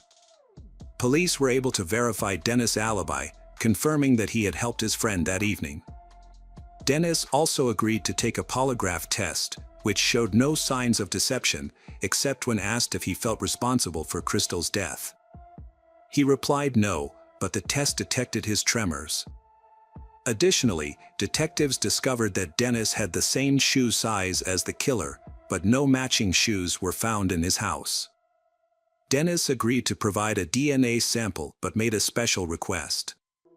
Dennis had made a special request to the detectives. If they decided to arrest him, he had asked them to enter his workplace through the back door, instead of the main entrance. He had explained that he did not want to disrupt the work environment or make noise in front of his colleagues because his boss had always treated him kindly. However, because he had continued to claim innocence, this request had raised suspicions. The police investigation had led to another important discovery. They had contacted Crystal's best friend, who lived in another town, and she had revealed that Crystal had confided in her just weeks before the murder. Crystal had expressed her fear towards Dennis, saying their arguments had escalated and had become more and more heated. Dennis' behavior had also become more and more aggressive, causing Crystal to consider ending their relationship. However, she had hesitated to do so because she was afraid of his reaction. Detectives had also interviewed one of Crystal's co-workers, but she had not provided any useful information during their conversation. However, as soon as the police had left, Dennis had gone to the person's workplace and had begun asking about her conversation with the detectives. The police investigation had continued despite the lack of evidence against the initial suspect, as DNA test results would have taken several months to process. Meanwhile, they had pursued other leads. A strange tip had led them to a local man named Donnie, who had allegedly bragged about killing Crystal while drunk at a party. However, when questioned, Donnie had claimed to have no memory of the party and had denied any involvement in the murder. The police investigation into Crystal's murder had had difficulty finding any concrete clues. In an effort to uncover new information, Crystal's family had offered a $10,000 reward and had distributed flyers around town. However, Teresa, Crystal's ex-husband's girlfriend, had been seen repeatedly tearing up these flyers, raising suspicions. The ex-husband, Tom, had been thoroughly investigated but had eventually been ruled out as a suspect due to his severe alcoholism. His heavy daily drinking had made it unlikely he would commit a crime, and he had had no clear motive. Police had also investigated two other men Crystal had dated after her divorce but had found no evidence linking them to the crime. All three men, including Tom, had provided DNA samples to be sent to a laboratory for analysis. 9 months after the murder, the lab results had finally come in, but they hadn't matched any of the suspects, including Dennis. This had left detectives with no new leads. They had asked to take Dennis's DNA sample again for further testing, but the results had still been the same. The investigation into Crystal's murder had hit a dead end, causing detectives to reinvestigate their only witness, Sarah. They had suspected that Sarah might be hiding information or that a traumatic experience had caused her to repress memories of the killer. To question her further, police had gone to Texas, where Sarah was living with her aunt. A polygraph test had been administered to Sarah, but the results hadn't shown any deception. Despite this, investigators had continued to question her for days, asking the same questions over and over again. However, Sarah had always maintained that she had not seen the killer. The case had remained unsolved for several years. Police had continued to interview potential suspects and follow up on leads. But to no avail. The breakthrough had come in the late 1990s with the introduction of the FBI's DNA database. Investigators had uploaded the killer's DNA sample, but unfortunately, no matches had been found. The detective asked Sarah to work with a psychologist to try to recall any repressed memories of the crime. Even though Sarah agreed, the psychologist ultimately concluded that she really didn't remember anything and was telling the truth about not seeing the killer.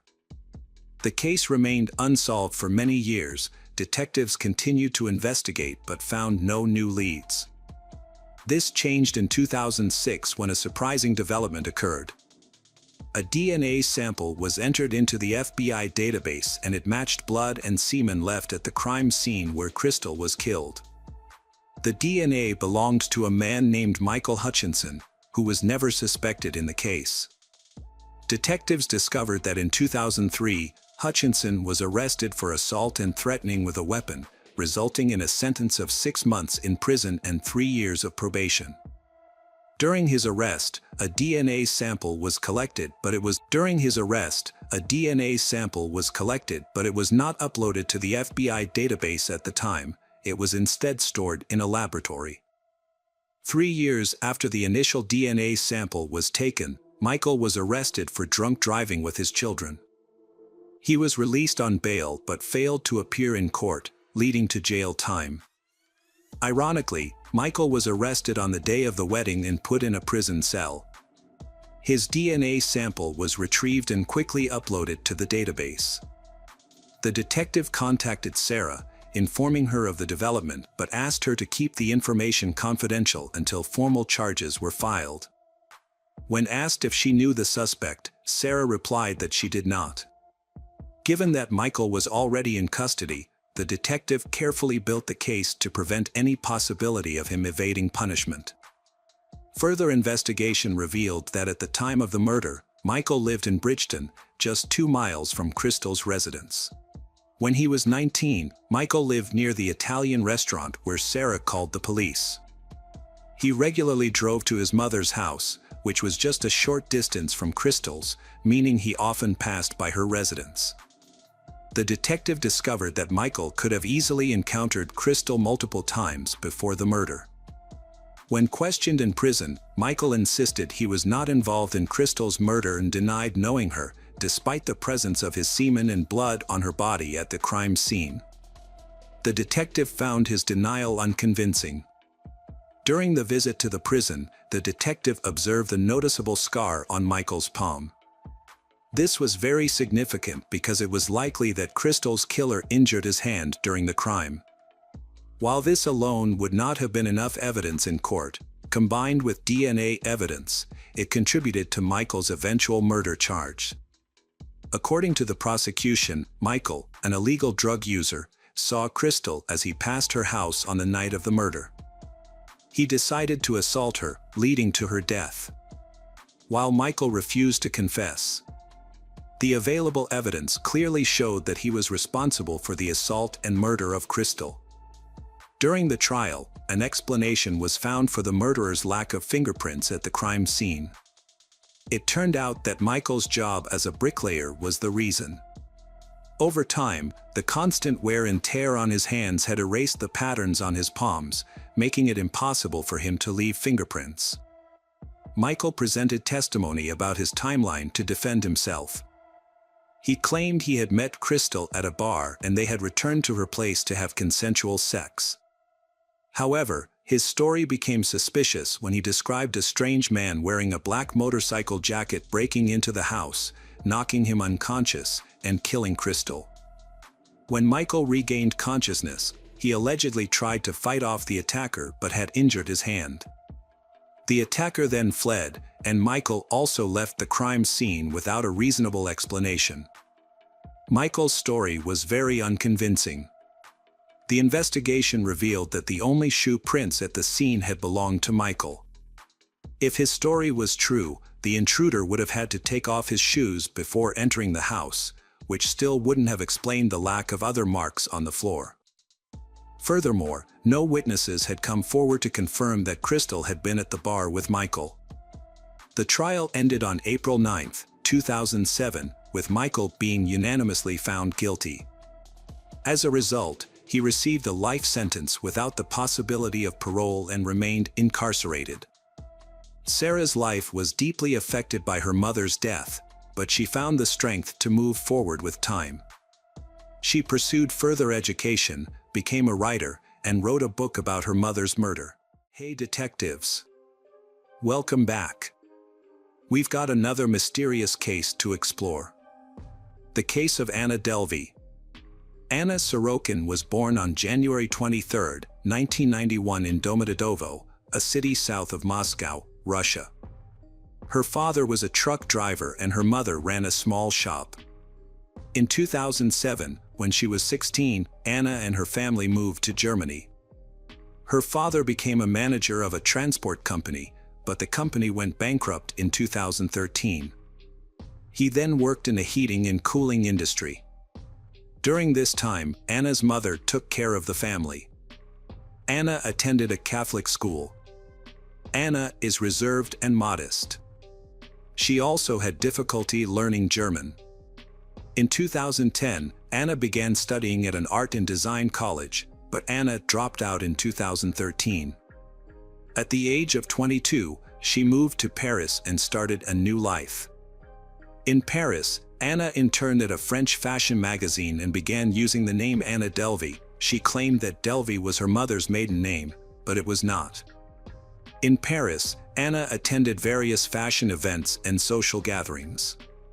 Her parents supported Anna financially as much as they could, and Anna always reassured them that investing in her future was a wise decision. In 2016, Anna moved to New York. Thanks to her relationship with Oliver Zam, the editor-in-chief of the French magazine where she interned. Anna was a regular at high-class social events. Anna met the rich and famous at these gatherings. At these events, Anna introduced herself as Anna Delvey, a wealthy heiress from Germany. She claimed to have a fortune of 60 million euros in Swiss bank accounts. Many people are still speculating about Anna's father's true occupation. Some people thought he was a diplomat, others thought he owned an oil company, and some of Anna's acquaintances believed his work was related to the antiques trade. While in New York, Anna befriended the famous art collector Michael Soffelhang. Michael shared with her his dream of opening a private art museum. When Michael told her about his plans to attend an art exhibition in Venice, Italy, Anna expressed her desire to join him. Michael agreed to let Anna attend and paid for Anna's flight and hotel accommodation, on the condition that Anna would reimburse Michael later. However, while in Venice, Anna surprisingly paid for everything in cash, which Michael found strange. When they returned to New York, Anna was in no hurry to return the money to Michael. Eventually, Michael forgone the $3,000 outstanding. In New York, Anna befriended Rachel Williams, a former photo editor for a famous fashion magazine. Although Rachel found Anna demanding and rude, they maintained a close relationship. Anna began sharing her business idea with her friends. She wanted to buy a historic building on Park Avenue in Manhattan to create an art space called the Anna Delvey Foundation. The building would include galleries, shops, restaurants, bars, and a bakery on 6 floors. To convince others of her idea, Anna created fake financial documents using specialized software. These documents were intended to prove that she owned 60 million euros in Swiss bank accounts. Before that, Anna had taken out small loans to maintain her lavish lifestyle, and she often relied on the help of various financial advisors. In November 2016, Anna went to the City National Bank and applied for a loan of $22 million. Her reason for the loan was to finance the renovation of a historic building in collaboration with renowned designers and restorers.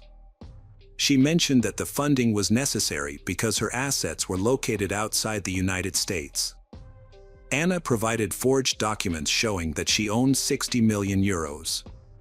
However, the loan processing ran into problems when a bank employee noticed irregularities in the documents. The employee requested a report verifying Anna's foreign assets. The bank employee then received the document via email, which was from a person named Peter Henny. However, the bank employees were suspicious of the document because it was sent from a personal account. Anna explained that Peter was her family's financial advisor. The bank continued to scrutinize Anna's documents. But after a few months, they refused to lend to Anna because she could not prove the origin of the Swiss funds. After being rejected by the bank, Anna Delvey sought financial support from Fortress Investment Group. However, the company's CEO became suspicious of Anna's loan application due to inconsistencies in her documents. Specifically, Anna claimed to be of German origin, but her passport showed that she was born in Russia. This raised doubts about the authenticity of the information Anna provided. When the CEO began to examine Anna's assets more closely and wanted to meet her Swiss bankers in person, Anna quickly withdrew her loan application to avoid further scrutiny or investigation into her affairs. Anna's journey of fraud began with her seeking to borrow a large sum of money. Despite the difficulties and the need for guarantees from major financial institutions, she still managed to borrow $220,000 from various banks using forged documents. This success allowed her to enjoy a lavish lifestyle for many months. In 2017, Anna hosted a lavish birthday party at a luxury restaurant. However, after the party ended, the restaurant staff had to contact the guests to find Anna's contact information, as she had left without paying the bill. Anna finally resolved the issue by paying the debt in cash in February 2017. Anna also made an impression when she checked into the 11 Howard Hotel. Anna gave Neff Davis a $100 tip in exchange for information about the most upscale restaurant in Soho. Neff Davis noticed that other hotel guests often had a negative view of Anna because she often wandered around the hotel in her bathrobe. Despite this, the hotel staff were eager to serve Anna, as she was known for leaving generous tips. Anna and Neff Davis gradually developed a close relationship. Neff Davis became Anna's personal assistant. Anna paid Neff Davis's salary by inviting Neff Davis to fancy restaurants, taking Anna to high-end beauty salons and organizing luxury massages.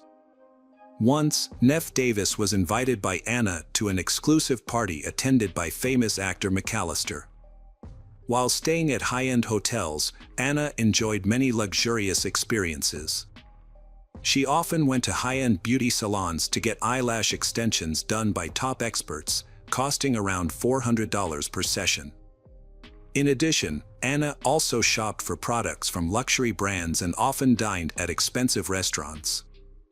All expenses were deducted from her account at the 11 Howard Hotel. After 3 weeks of staying at the hotel management discovered that the credit card information Anna provided when checking into the room was invalid. The hotel owner demanded that Anna immediately pay the $30,000 bill. At this time, Anna was almost out of money due to her frequent spending on expensive food and services. This caused Anna's number of friends to decrease significantly, and Anna only spent time with 3 friends, Neff Davis, Casey, and Rachel. When asked about her financial situation, Anna remained silent. Once, Anna invited Neff Davis to dinner at a restaurant. After the meal, when Anna tried to pay with her bank card, her transaction was declined. She then gave the waiter 12 different credit card numbers, but none of them were accepted. Therefore, Neff Davis had to use his savings to pay the $283 bill. However, a few days later, Anna repaid Neff Davis the money, even paying back 3 times the amount owed in cash. In April 2017, Anna used forged documents to secure a $70,000 loan. She quickly used $30,000 of the money to pay off her outstanding bill at the 11 Howard Hotel. Anna Delvey planned to attend an annual investor meeting in May 2017, hoping to meet billionaire Warren Buffett. That same month, Anna invited a group of friends, including journalist Rachel Williams, fitness trainer Casey Duke, and a camera crew, on a trip to Morocco. The purpose of the trip was to film a documentary about the founding of her charity, the Anna Delvey Foundation. To stay, Anna booked a luxury villa in a 5-star hotel complex, priced at $7,000 a night. The villa had 3 bedrooms, a private pool, and an assistant. However, the trip ran into some problems. Early in the vacation, Casey Duke suffered from food poisoning and had to return to the United States for medical care. Later, the hotel staff informed Anna that they were unable to process her credit card payment. When she was unable to pay, Anna convinced Rachel Williams to pay the large bill of $62,000, an amount equal to Rachel's annual income. Rachel paid for Anna's trip to Morocco, Anna's extensive shopping spree, and her private tour of the Majorelle Gardens on Rachel's credit card. Anna promised to reimburse Rachel for these expenses. However, upon their return, Anna only paid Rachel $5,000, and then had to borrow money from others to pay for her New York apartment. In July 2017, complaints about Anna began to surface, particularly from designer Mark Kremers. Mark Kremers demanded payment for her work totaling $17,000. During this time, Anna frequently moved between hotels, accumulating significant debt, and repeatedly defaulting on her bills.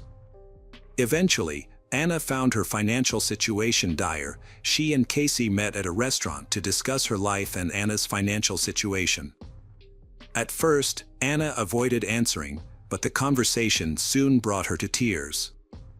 Anna claimed that she could solve her financial problems if Anna could buy back the historic building. However, Rachel also realized that she would have a hard time recovering the money Anna owed Rachel. Rachel decided to write a letter to the local prosecutor's office denouncing Anna. Within an hour, law enforcement officers contacted Rachel and informed her that they were conducting a criminal investigation against Anna Delvey. Anna Delvey was arrested on October 3, 2017, at a rehabilitation center in Los Angeles and was charged with grand theft and check fraud.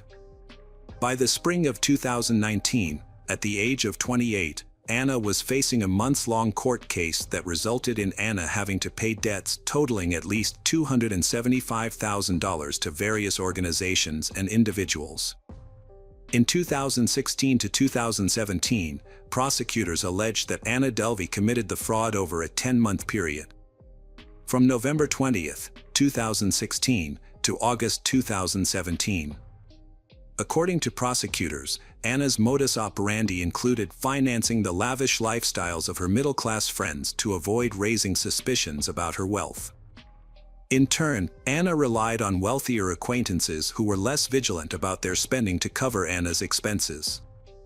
In her defense, Anna's lawyer asserted that she was confident in her future financial capabilities and that she could repay the debts Anna had incurred.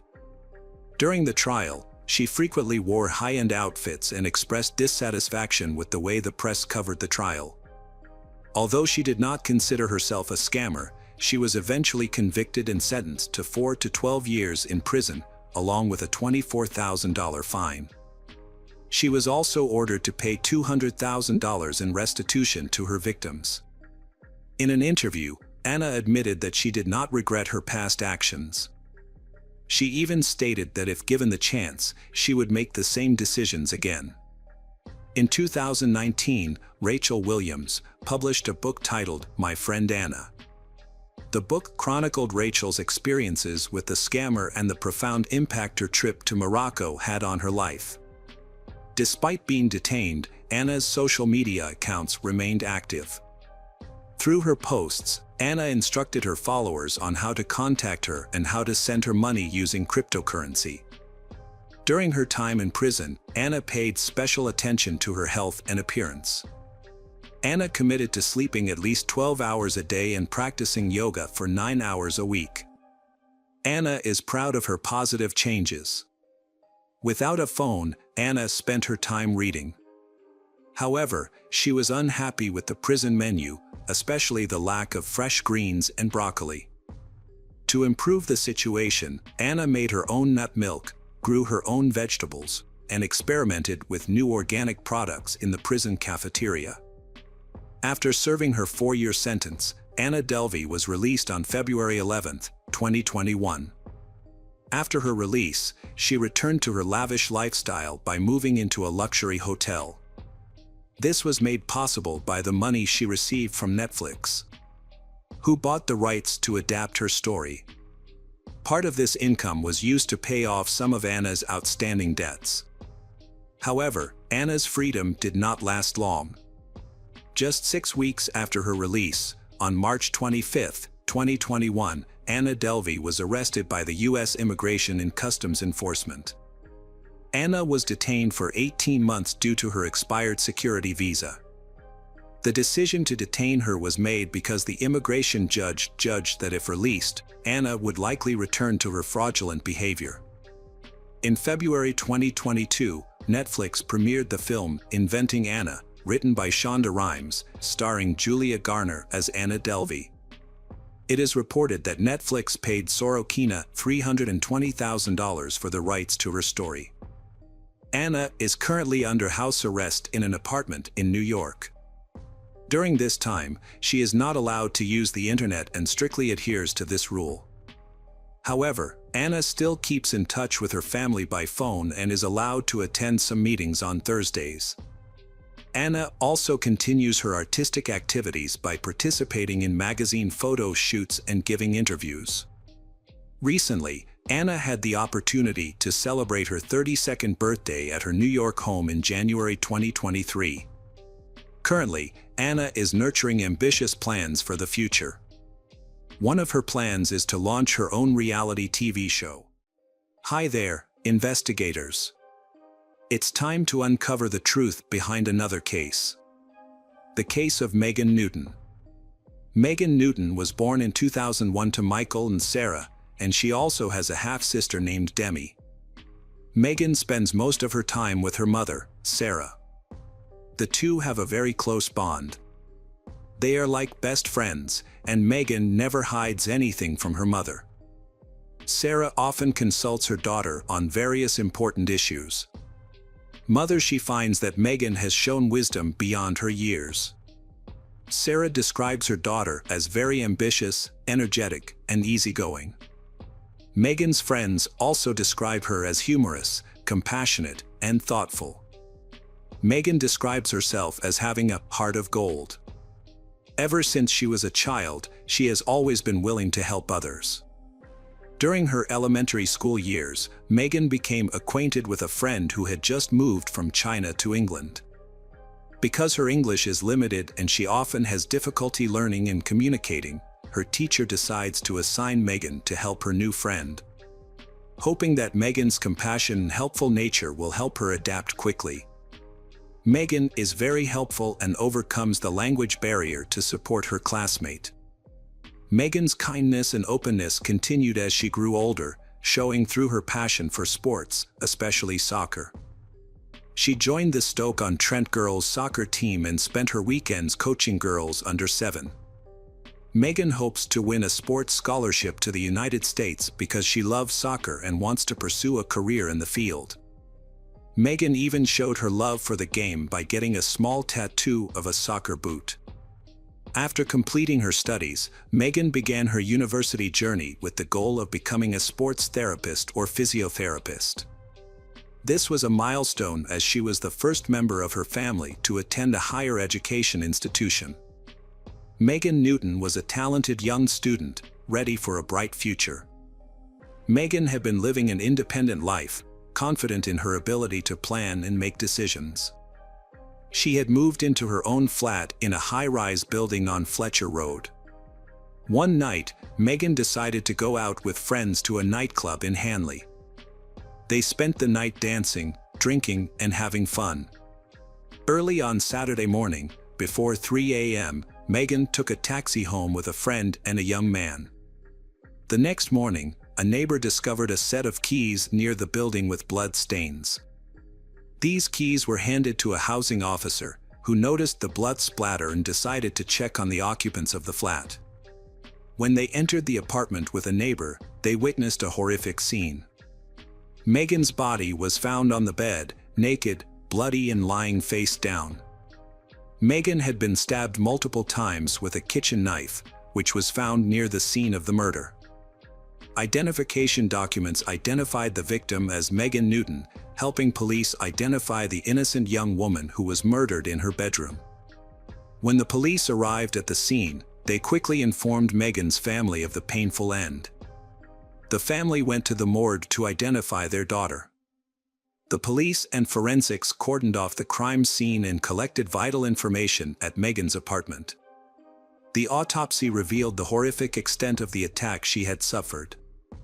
Megan had been strangled, rendered unconscious, and then stabbed 9 times in the back, puncturing both lungs. There was also evidence of sexual assault. The fatal weapon, a kitchen knife, was found in Megan's home. The autopsy revealed that it was the stab wounds that led to Megan Newton's death.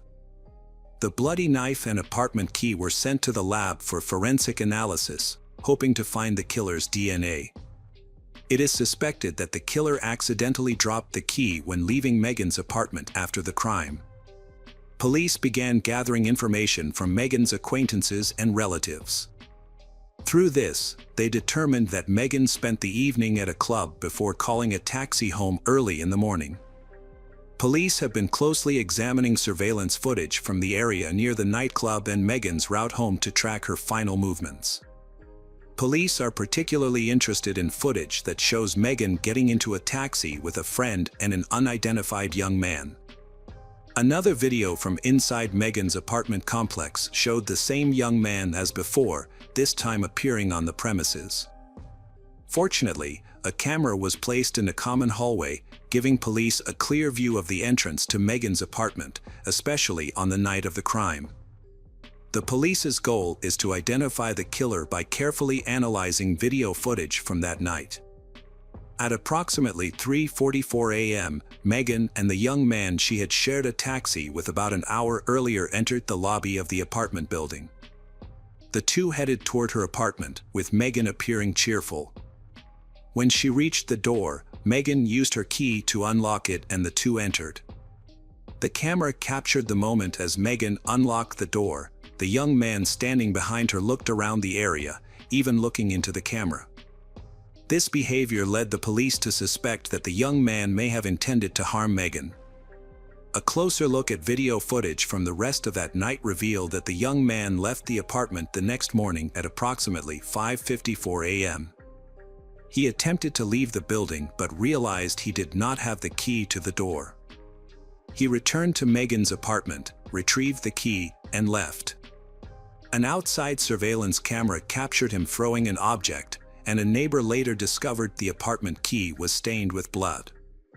The camera also recorded him leaving the scene. He checked his hands and they appeared to be bloody. The police identified this young man as the main suspect. Police investigating the Megan Newton case investigated the surveillance footage and discovered that a man named Joseph Trevor had approached the nightclub, got into the same taxi as Megan, and then went to her apartment. Joseph Trevor is an 18-year-old boy from a family where both parents are police officers. He lives in a neighboring district and is Megan Newton's high school classmate. Joseph has good academic performance and a passion for sports, especially soccer. Joseph even won a sports scholarship to study in the United States and has played professional soccer for Newcastle. Those who know Joseph mostly consider him a kind, easygoing, and sociable person. But few people know that he has another side to his personality, which is erratic and unpredictable. Joseph can switch from being cheerful and engaging to being withdrawn, rude, and abrupt without any apparent reason.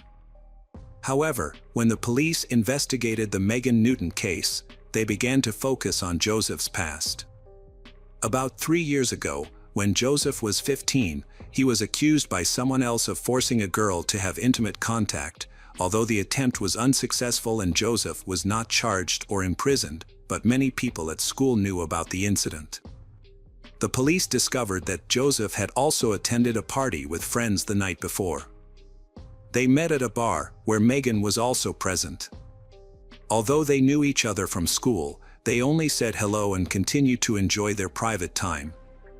However, Joseph did not stay at the bar for long. Security found him with a package of white powder suspected to be drugs, so they took him outside and called the police.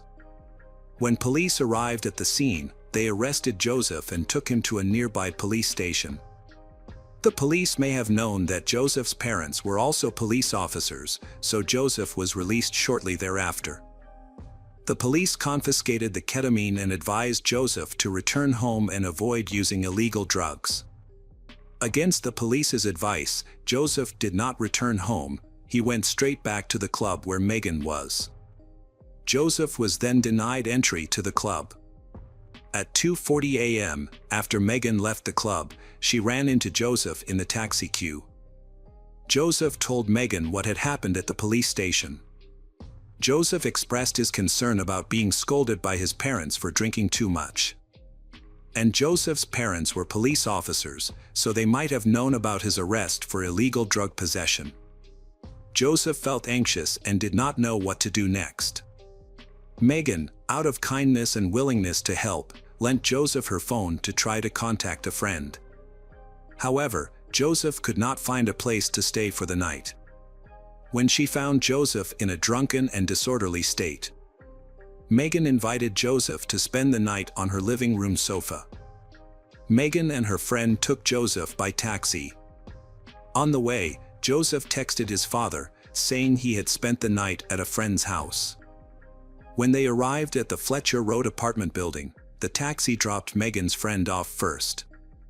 The taxi then took Megan and Joseph to the apartment building. The cameras captured them entering the building. Some time later, Joseph came out and threw the keys in the yard.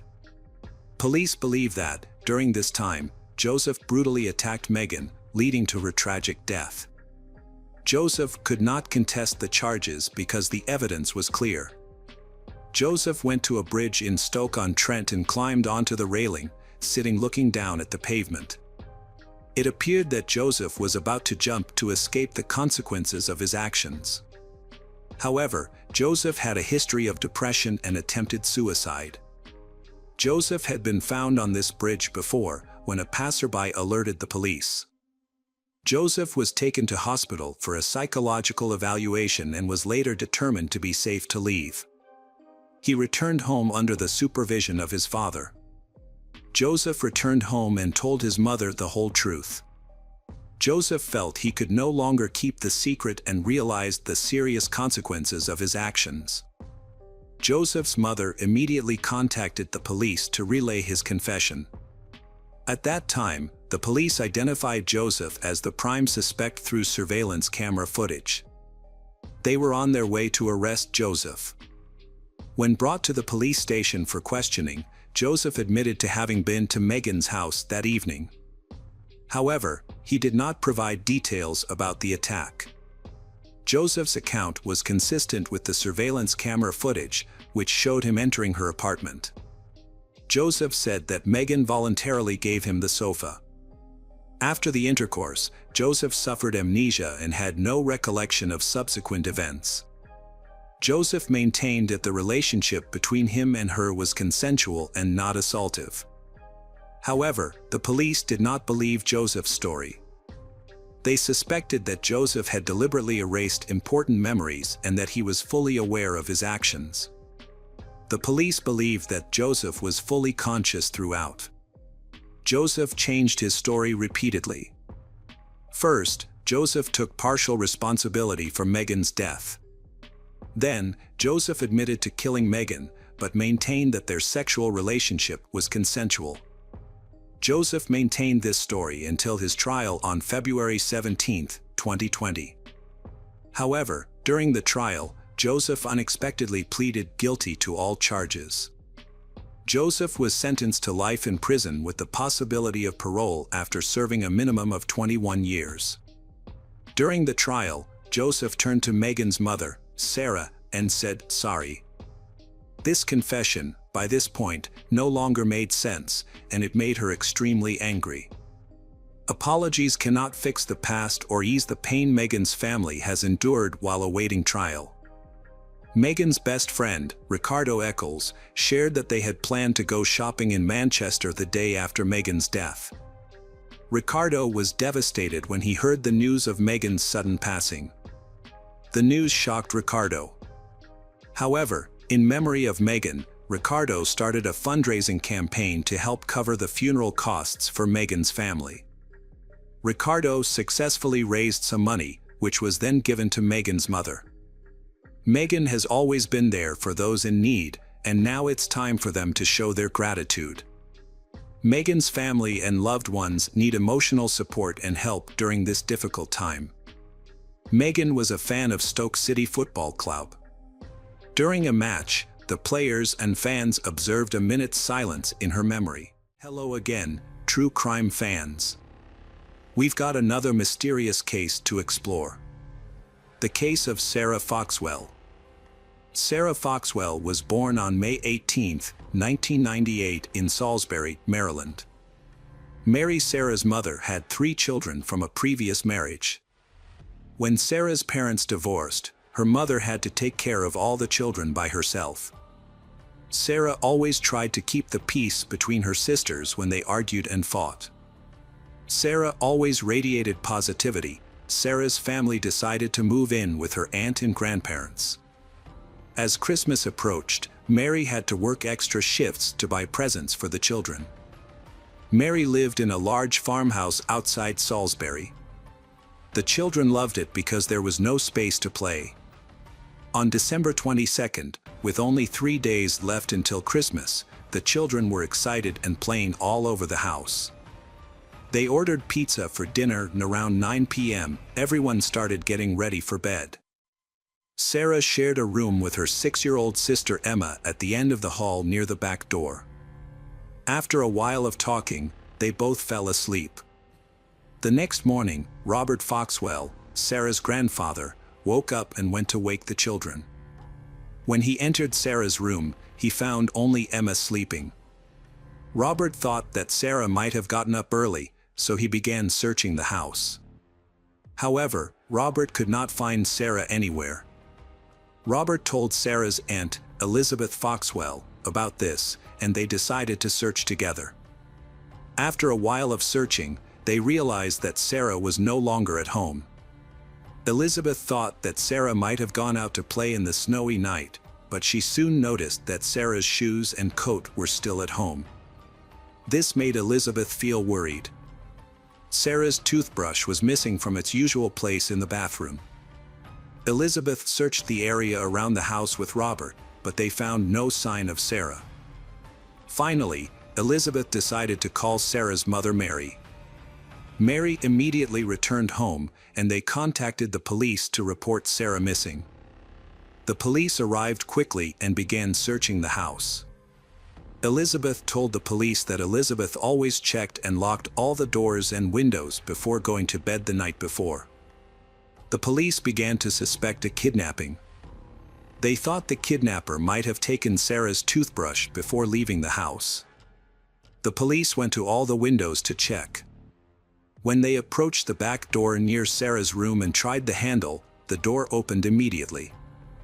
Elizabeth confirmed that the door had been locked the night before. Elizabeth remembered that they had left a spare key near the front door, but when she went there to check, the key was gone. This further reinforced the suspicion of a kidnapping. The kidnapper had learned about their family's life. Only then did he learn about the family's spare key. And the dog in the house did not bark or make any noise on the night of the incident, although the dog would normally be very wary of strangers. Fearing that Sarah had been kidnapped, the police immediately launched a large-scale search operation. News of Sarah's disappearance quickly spread throughout the community, and many local residents contacted the police to offer help. The police chief appealed to the community through the media, asking people to check their properties for any suspicious signs. To search for Sarah, the police mobilized dozens of officers from the local police department and received support from police from neighboring towns and other states. The common goal of everyone was to find Sarah alive.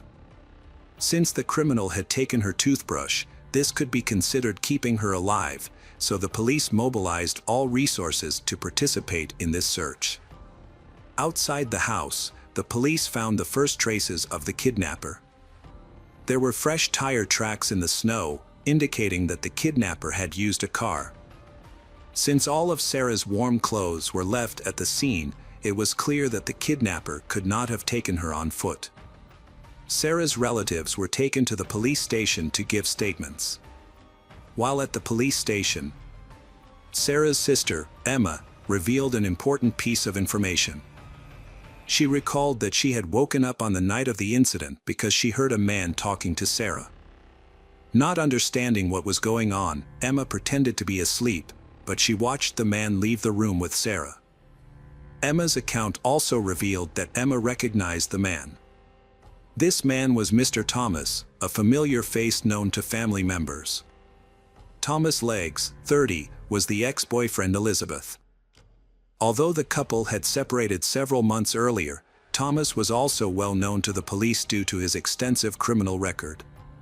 Thomas was first sentenced to prison at the age of 18 for assaulting a 12-year-old girl, serving a 4-year sentence but released early after a few months.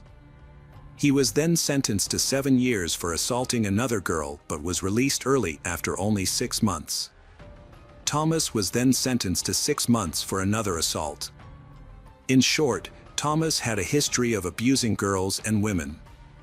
After Thomas's wife returned home from the hospital with their newborn daughter, he attempted to assault another girl on the same day. His wife later divorced him and obtained a restraining order against Thomas because he had threatened to kill both her and their daughter. Another incident occurred when a woman and her young daughter moved into the street where Thomas lived. One day, the young daughter and her friends were playing in the yard. Thomas approached the two children. He said that he had been watching the two girls playing in the yard and called them wild girls. Thomas then picked up a stick and began to hit the two children on the buttocks. The girl ran inside and told her mother what had happened. The mother saw Thomas through the window and realized that she had seen his face before moving into the house. She checked the sex offender registry in the area and had a photo of Thomas. The mother identified Thomas as the attacker. She reported Thomas to the police, but although the case went to court, he avoided any punishment for his actions. Before the trial began, the woman was asked not to mention that Thomas had been convicted of sexual assault and was on the sex offenders register, as it could lead to an unfair verdict for Thomas. In another incident, just months before Sarah's disappearance, Thomas was arrested for suspicious behavior. He had sneaked into a 24-year-old woman's bedroom in the middle of the night, undressed, and masturbated next to her bed.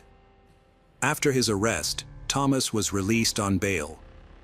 Initially, he successfully kept his criminal record from Sarah's aunt, Elizabeth, but she eventually found out. However, Thomas was able to convince Elizabeth that all the accusations were false. The police suspected that Thomas was behind Sarah's abduction for the following reasons. Sarah's relatives also said that while Thomas was dating Elizabeth, he spent significantly more time with Sarah than with the other children in the family.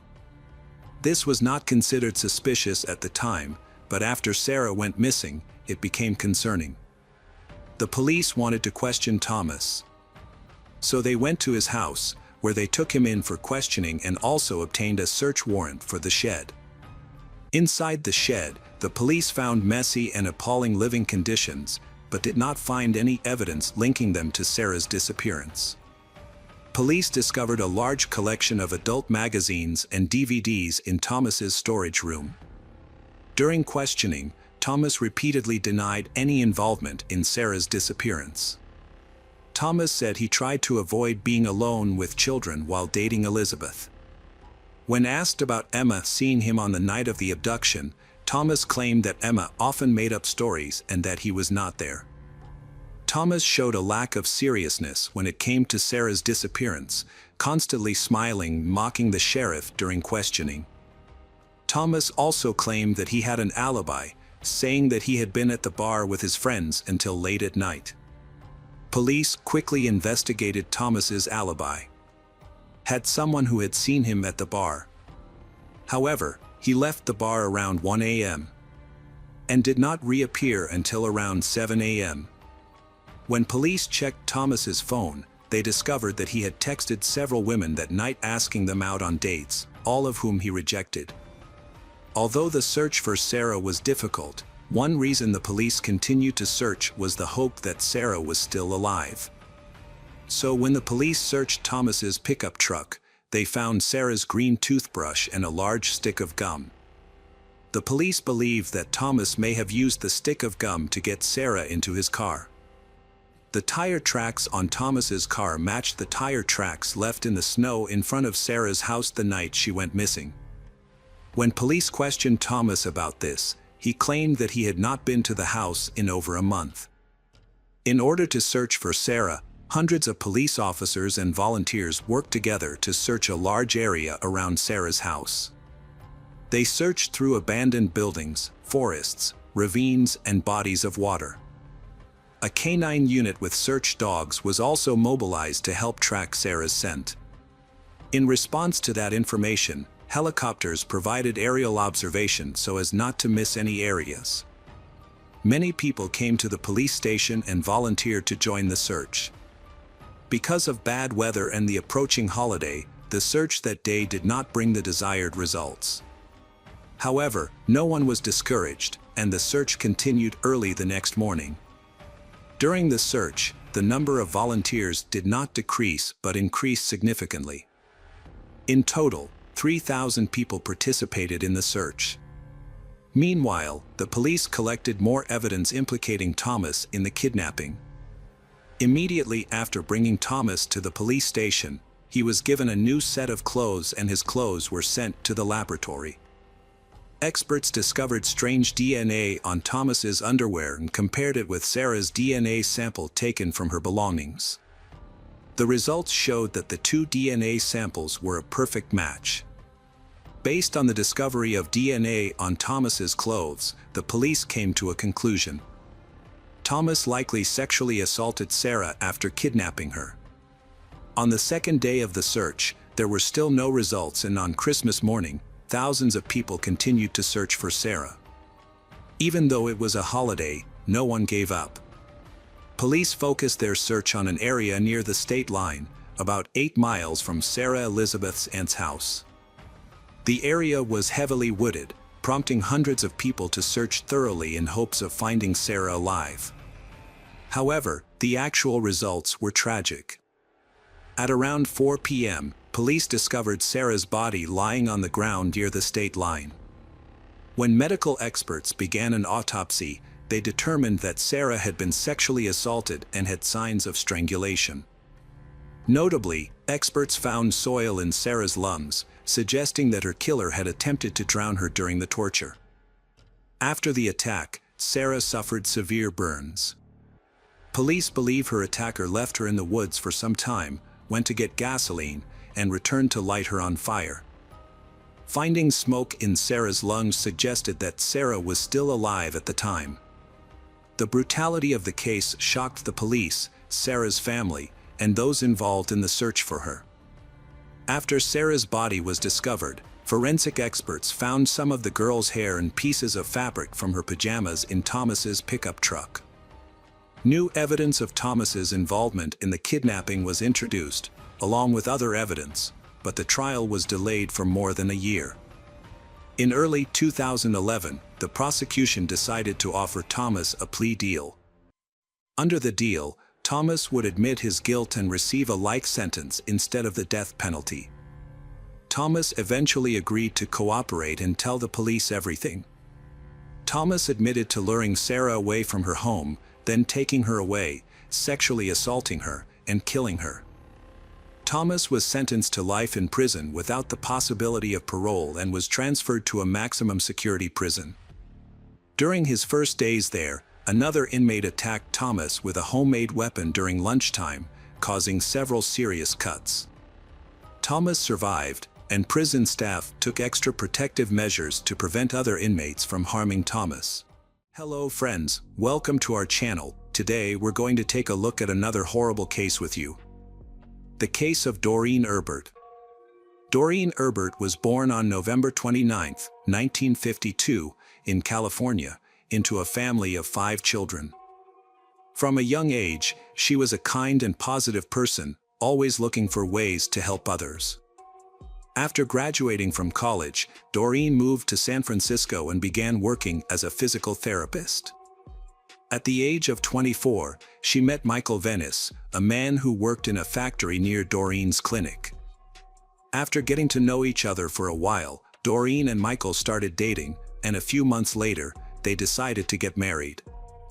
In 1976, they had a son named Paul. Initially, Michael and Doreen's life was very happy, but after having a child, their relationship began to have problems. After about a year, Doreen and Michael decided to divorce. Their son was raised by Doreen, while Michael was still allowed to visit him regularly. Despite the divorce, Michael and Doreen maintained a cordial relationship. A year later, Doreen met a man named Charles. They began dating, got married, and decided to move to San Jose, settling in a quiet residential area. In 1979, their daughter Deanna was born. Charles, like his wife, dreamed of having a large family. He was overjoyed when their daughter was born. However, tragedy struck the family in February 1980. 4-year-old Paul climbed over the fence around the pool and fell into the water. Doreen, who was home at the time, realized what had happened too late. She pulled her son out of the water and called an ambulance. Paul was taken to the hospital and put on life support. However, after 10 days, doctors concluded that there was no chance of survival. The decision was made to disconnect the boy from the machines. Doreen became depressed and devastated, blaming herself constantly, even though the police concluded that it was not her fault. However, Doreen's young daughter Deanna helped her through this pain. For years after the tragic event, Doreen's family finally had some good news. Doreen and Charles had been trying for another child, although they had failed twice due to interrupted pregnancies. But Doreen finally became pregnant again, and this time, everything went well. They were expecting a new baby boy, due in early November. A few days before Doreen was to be admitted to the hospital, her family decided to join in the Halloween festivities. On the evening of October 31st, all the neighbors decorated their houses and handed out candy to the children. Deanna, who was 4 years old at the time, was very keen to join in, and her parents couldn't say no. Although Doreen was 9 months pregnant, she went trick-or-treating with her daughter while Charles stayed home, handing out candy to other children. The mother and daughter returned home just before 9 p.m. Charles informed his wife that they were running out of candy and that he planned to drive to the nearest store to buy more. He left the house around 8:50 p.m. and returned about 15 minutes later. As he approached the house, Charles noticed that the front door was slightly ajar, which he found strange. When he entered, he found his wife lying on the hallway floor, surrounded by a large amount of blood. Doreen showed no signs of life, and Charles immediately called 911. Shortly thereafter, he noticed the body of their unborn child in the living room. Charles was in a state of shock, unable to believe what he was seeing. Initially, he thought that Doreen might have had a miscarriage, but he quickly realized that the situation was much worse. Beside the child was a human hand, and Charles immediately understood that it was Doreen's hand. When Charles realized that his family was being attacked, he began searching for Deanna, fearing she might be in danger. He saw so much blood on the floor that he slipped and fell while running through the house. Luckily, Deanna was still alive, but she was hiding behind the sofa in the living room out of fear. When the ambulance arrived, paramedics found Doreen and discovered that she had a weak pulse. They rushed her to the hospital, but unfortunately, doctors were unable to save her, and she died in the ambulance. Tragically, Doreen's unborn child also died from the brutal attack. Medical experts examined Doreen's body and concluded that she had been repeatedly hit with a long, sharp object like a sword or machete. The police investigated the house and found a horrifying scene that looked like something out of a horror movie. Blood was everywhere, on the floor, on the walls, and even on the ceiling. Several police officers sought psychological help after witnessing the horrific scene. Investigators searched the entire house but found no perpetrator or any clues about the attacker. While investigating the murder, police found significant evidence outside the house. They saw bloody footprints on the sidewalk and suspected that the killer had left the scene in a vehicle. While searching for more clues, police found a blood-stained wolf mask on the front lawn. They believed the mask might have belonged to the killer, as family members said they had never owned it. The mask was sent to a lab for analysis. Police then spoke to Deanna, the only surviving child from the murder. She was in shock but still able to talk. She told police that after her father left for the store, someone knocked on their door. Her mother, Doreen, opened the door and saw a man wearing a wolf mask holding a knife. The attacker said, "I'm going to kill you now." Doreen screamed, telling her daughter to run away from the house immediately. Deanna hid behind the sofa but could not remember what happened next. It was not until her father found her that Deanna calmed down. Unfortunately, Deanna was unable to provide any further information about the attacker, as he had hidden his identity behind the wolf mask. Investigators initially suspected Doreen's husband, Charles, as the prime suspect. Since he had been out of the house around the time Doreen was attacked, they were suspicious of his trip to the store. When Charles returned, he had stepped in blood several times and even fallen, ending up covered in blood, but the police did not know whether he had done this on purpose to explain the blood stains on his clothes.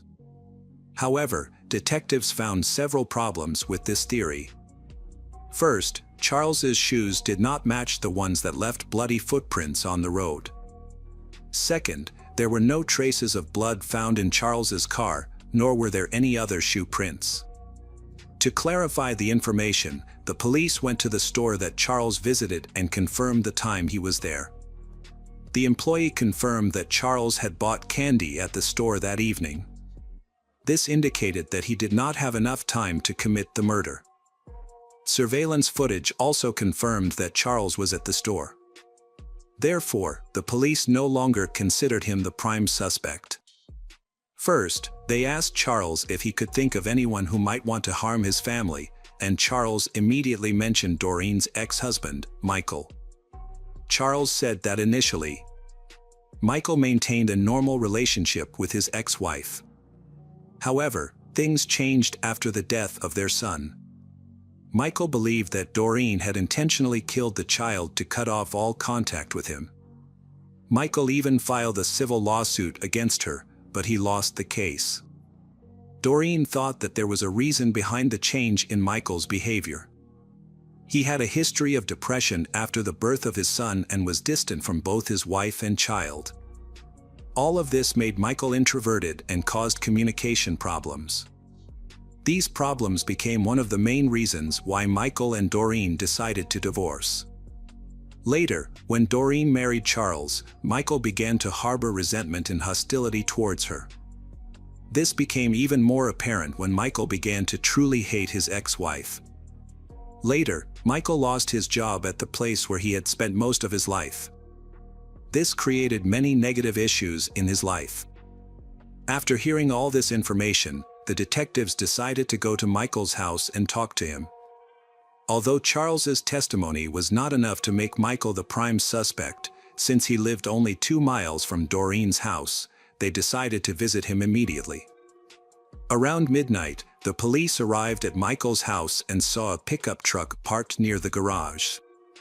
When they shined a flashlight inside the car, they saw what appeared to be blood on the steering wheel and keys.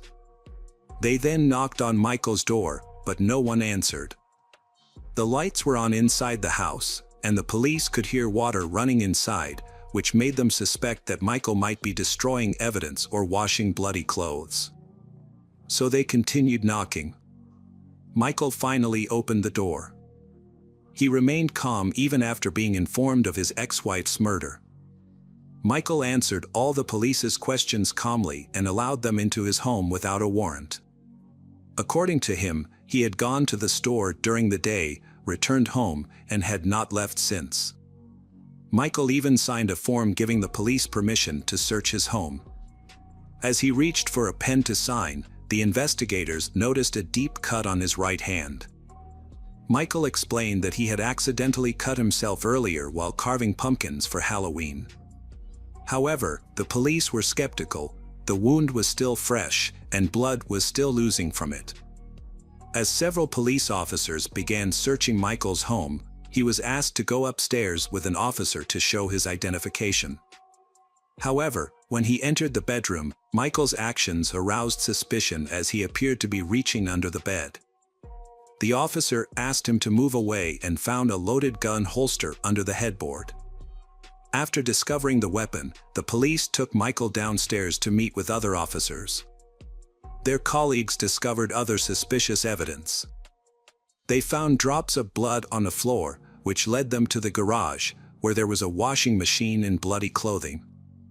Based on this evidence, the police had enough to arrest Michael. Detectives and forensic experts investigated Michael's home, looking for more evidence that could connect him to the murder.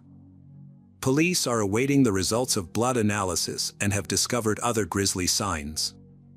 Initially, the police discovered an empty box containing an 18-inch machete.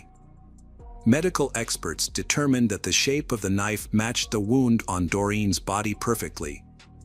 In addition, the police found 2 makeshift coffins in Michael's home, raising suspicions that they might be for Doreen and Charles. They also found mortuary bags, the type typically used by paramedics, in Michael's home. The presence of these items made the police question Michael's innocence. After compiling all this evidence, the police decided to apply for a warrant for Michael's arrest. Without a warrant, they could only detain him for a limited time. However, the judge said that the evidence they had gathered was not strong enough and that there were many unknowns. As a result, Michael was released and he was freed. 3 days into the investigation, detectives received lab results. The results showed that there were 2 different blood types at the crime scene. The majority of the blood matched Doreen's blood type, while a small amount matched Michael's. This indicated that Michael had injured himself during the attack on his ex-wife. The judge quickly issued an arrest warrant, and Michael was charged with the murder of his ex-wife and her unborn child. Detectives continued their investigation and found additional evidence linking Michael to the crime. When they spoke to acquaintances of Michael, they learned that he owned the wolf mask found near Doreen's house. They also found a photo of Michael wearing the mask at a previous Halloween party. To further solidify the case, police found the mask Michael wore in the photo in his home. Michael's trial began in July 1988, 4 years after Doreen's murder. He initially admitted to the crime but later changed his story. He did not deny the murder but claimed he was innocent by reason of mental illness. A psychologist assigned to monitor him concluded that he did have serious mental illness. According to Michael, he became insane on Halloween night when he saw other children trick-or-treating. This reminded him of Paul's death and caused him to collapse. He said that he went to Doreen's house that night with a machete. When she opened the door, he said, "You killed my son," and that he intended to kill her. She immediately recognized the man behind the mask, shouted at her daughter to run, and the next second, Michael attacked her. However, Michael's story had one twist. He said he did not know Doreen was pregnant. This raised suspicions as all her friends claimed that she was clearly pregnant before the tragedy. They even joked that Doreen had become even bigger because of her pregnancy. The murder of Doreen and her unborn child came to light at a trial. The prosecution argued that Michael was fully aware of his actions and had planned to kill his ex-wife and her husband. He had told his friends about this desire, and detectives found evidence that he had made elaborate preparations, including 2 coffins and body bags, in his home. However, it appears that he changed his mind and did not carry out his murder plan. This led the prosecution to suspect that he may have feared being caught or discovered. One of the key witnesses in the case was Doreen's daughter, Deanna. She was only 9 years old at the time and still remembers what happened. After a year of investigation and trial, Michael was convicted of murder. He was sentenced to death, but before his execution, the state of California imposed a moratorium on executions. Therefore, Michael remains in custody and his sentence may not be carried out anytime soon. The case left a deep mark on Deanna's life. Years later, she was still haunted by the horrific memories of her mother's death. However, she decided to forgive Michael and try to forget the past. Hello, crime enthusiasts. Are you ready for another chilling investigation? The case of Andrea Lohagin. Andrea Lohagin was born on January 6, 1977, in Bad Belzig, Germany, to a tight-knit family that consisted of her mother, father, and sister. They lived in a newly built residential complex. As children, Andrea and her sister were known for being obedient and diligent in their studies, which made their parents incredibly proud. By the time Andrea turned 16, she had developed into a stunning young woman and an outstanding student, earning her numerous admirers. Andrea and her sister focused primarily on their studies and socializing with friends at parties, avoiding any unwholesome or troubling pursuits. On October 7, 1993, during the autumn break, 16 years old, Andrea spent the day at a local shopping center with her parents. With only 1 year of high school remaining, Andrea was on the cusp of a significant milestone, looking forward to completing her exams and embarking on her journey into adulthood. Andrea harbored dreams of attending university, building a career, and eventually starting a family of her own. The thought of entering this new phase of her life filled her with immense excitement and anticipation. During their outing to the shopping center, Andrea bought new shoes and jeans. She excited to wear them to a party at the club that was coming up soon. That evening, Andrea, a high school student, planned to attend a gathering at the local youth center, where her friends and acquaintances were waiting for her. The center was only a 15-minute walk from Andrea's home in the small town of Bad Belzig. Since the town was considered very safe, with no prior incidents of attacks or crimes, Andrea's parents felt comfortable allowing her to walk to the party alone. Andrea was expected to return home by 10 p.m. to watch a horror movie with her mother, as was their evening routine. However, when Andrea did not come home on time, her family assumed she would be home in a few hours. Andrea's friends who were at the party said she never showed up, which caused them to become worried.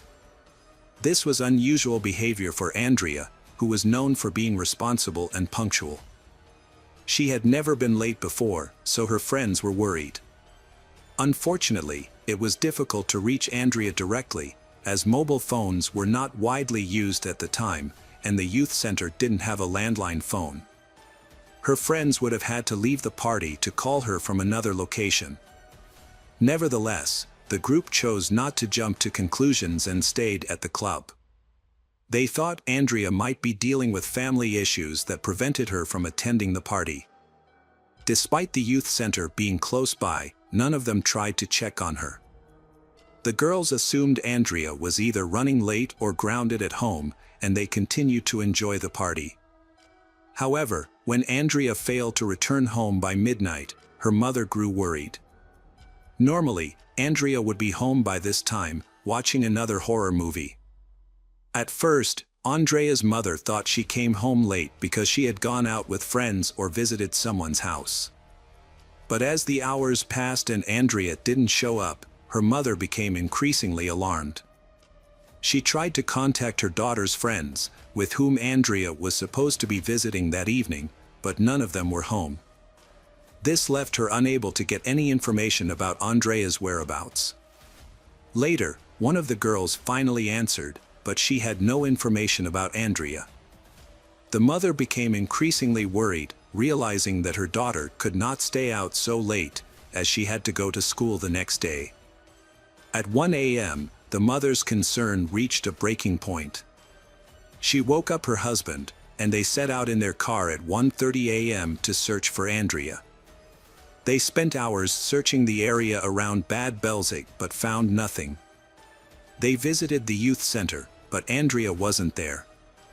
Andrea's friends were unable to provide a clear explanation for her disappearance.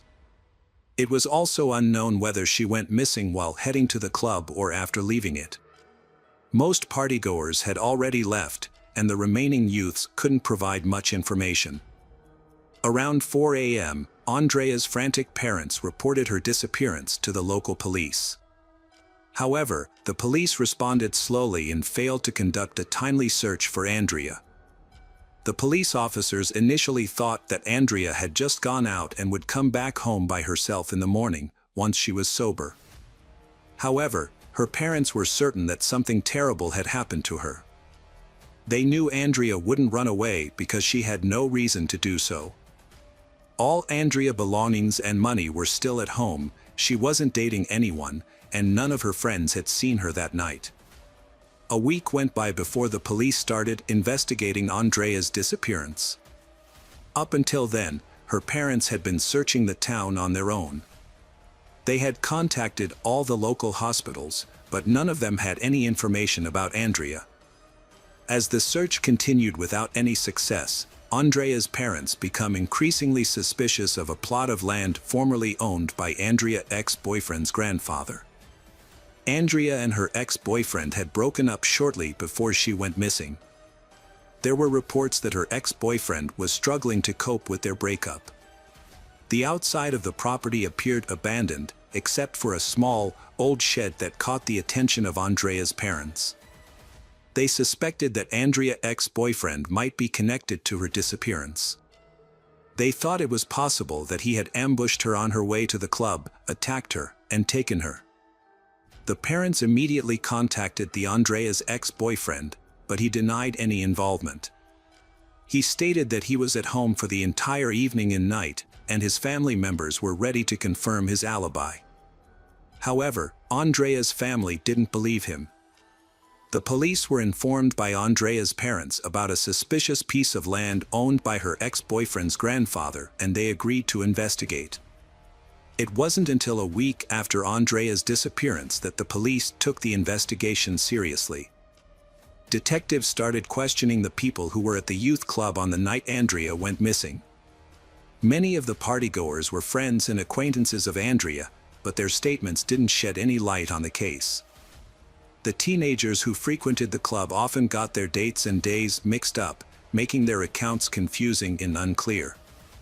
Some people claimed to have seen Andrea at the party, but others disagreed. Initially, investigators thought Andrea might have arrived at the party, then gotten lost in the crowd or left with someone she knew, or possibly been attacked. This theory seemed believable, given that parties with teenagers often involve alcohol, which can lead to incidents when people are leaving. However, after talking to more witnesses, it became clear that Andrea never actually made it to the party, which was confirmed by her friends who were waiting for her. Andrea, who was known for her beauty at school, didn't show up to meet her friends. Detectives believed the accounts from Andrea's closest friends were the most trustworthy. Police have thoroughly checked all routes Andrea might have taken to get to the club. They launched a large-scale search operation, involving trained dogs and many volunteers. Despite their extensive efforts, they couldn't find any signs of Andrea. Numerous press conferences and TV reports were held to ask citizens for help in finding Andrea and warning them of potential danger. Andrea's parents and law enforcement worked together to investigate her disappearance. They made appeals for negotiation in case she was abducted, set up hotlines for witness tips, and offered monetary rewards. However, all efforts were unsuccessful due to a lack of evidence or leads. Many tips were verified, but they turned out to be false. The detectives were only able to piece together a rough timeline of incident leading up to Andrea's disappearance. On the evening of Thursday, October 7, 1993, Andrea returned home from a shopping center with her parents around 6 p.m. She went to her room, listened to music, and looked at her new clothes. The family had dinner together, and Andrea planned to attend a party at the youth club afterwards. She tried to contact a friend to go together, but her friend was already at the club and couldn't be reached. Andrea decided to go alone, and her parents didn't know what she did next.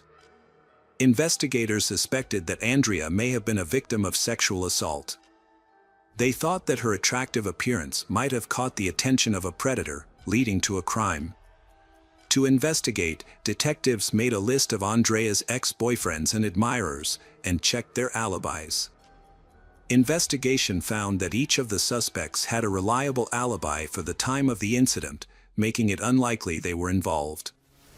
Unfortunately, the surveillance system at the time was relatively underdeveloped, making the investigation more difficult. Detectives started looking for witnesses who might have seen what happened to Andrea. They found out that she had taken a shortcut to the club that evening, and several people had seen her along the way.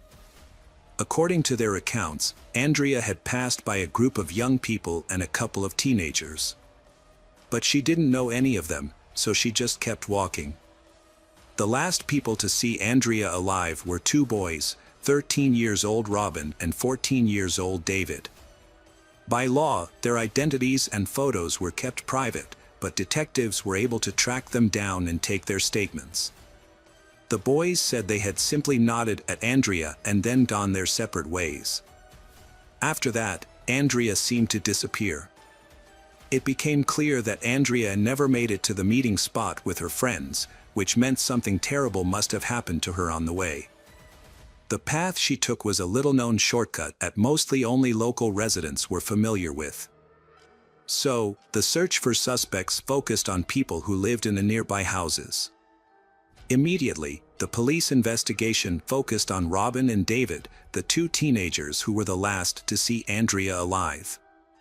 Both boys came from difficult home environments and lived close to the Andrea family's residence.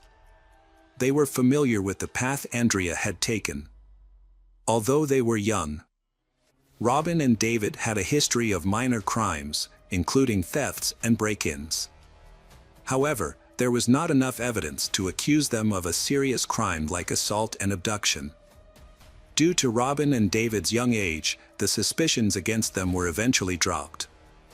The case stalled, and for the next 7 years, there were no new developments. Then, on July 7, 2000, a local resident stumbled upon a horrifying discovery while out for a walk. His dog found a human skull and brought it to him, laying it on the ground. At first, the man thought the skull was a ball, but after he realized it was actually a human skull that had been stripped of its flesh. The skull had a hole in the occipital bone. At first, the resident thought the dog had discovered old remains from World War II, as burials from that time were commonly found in the area.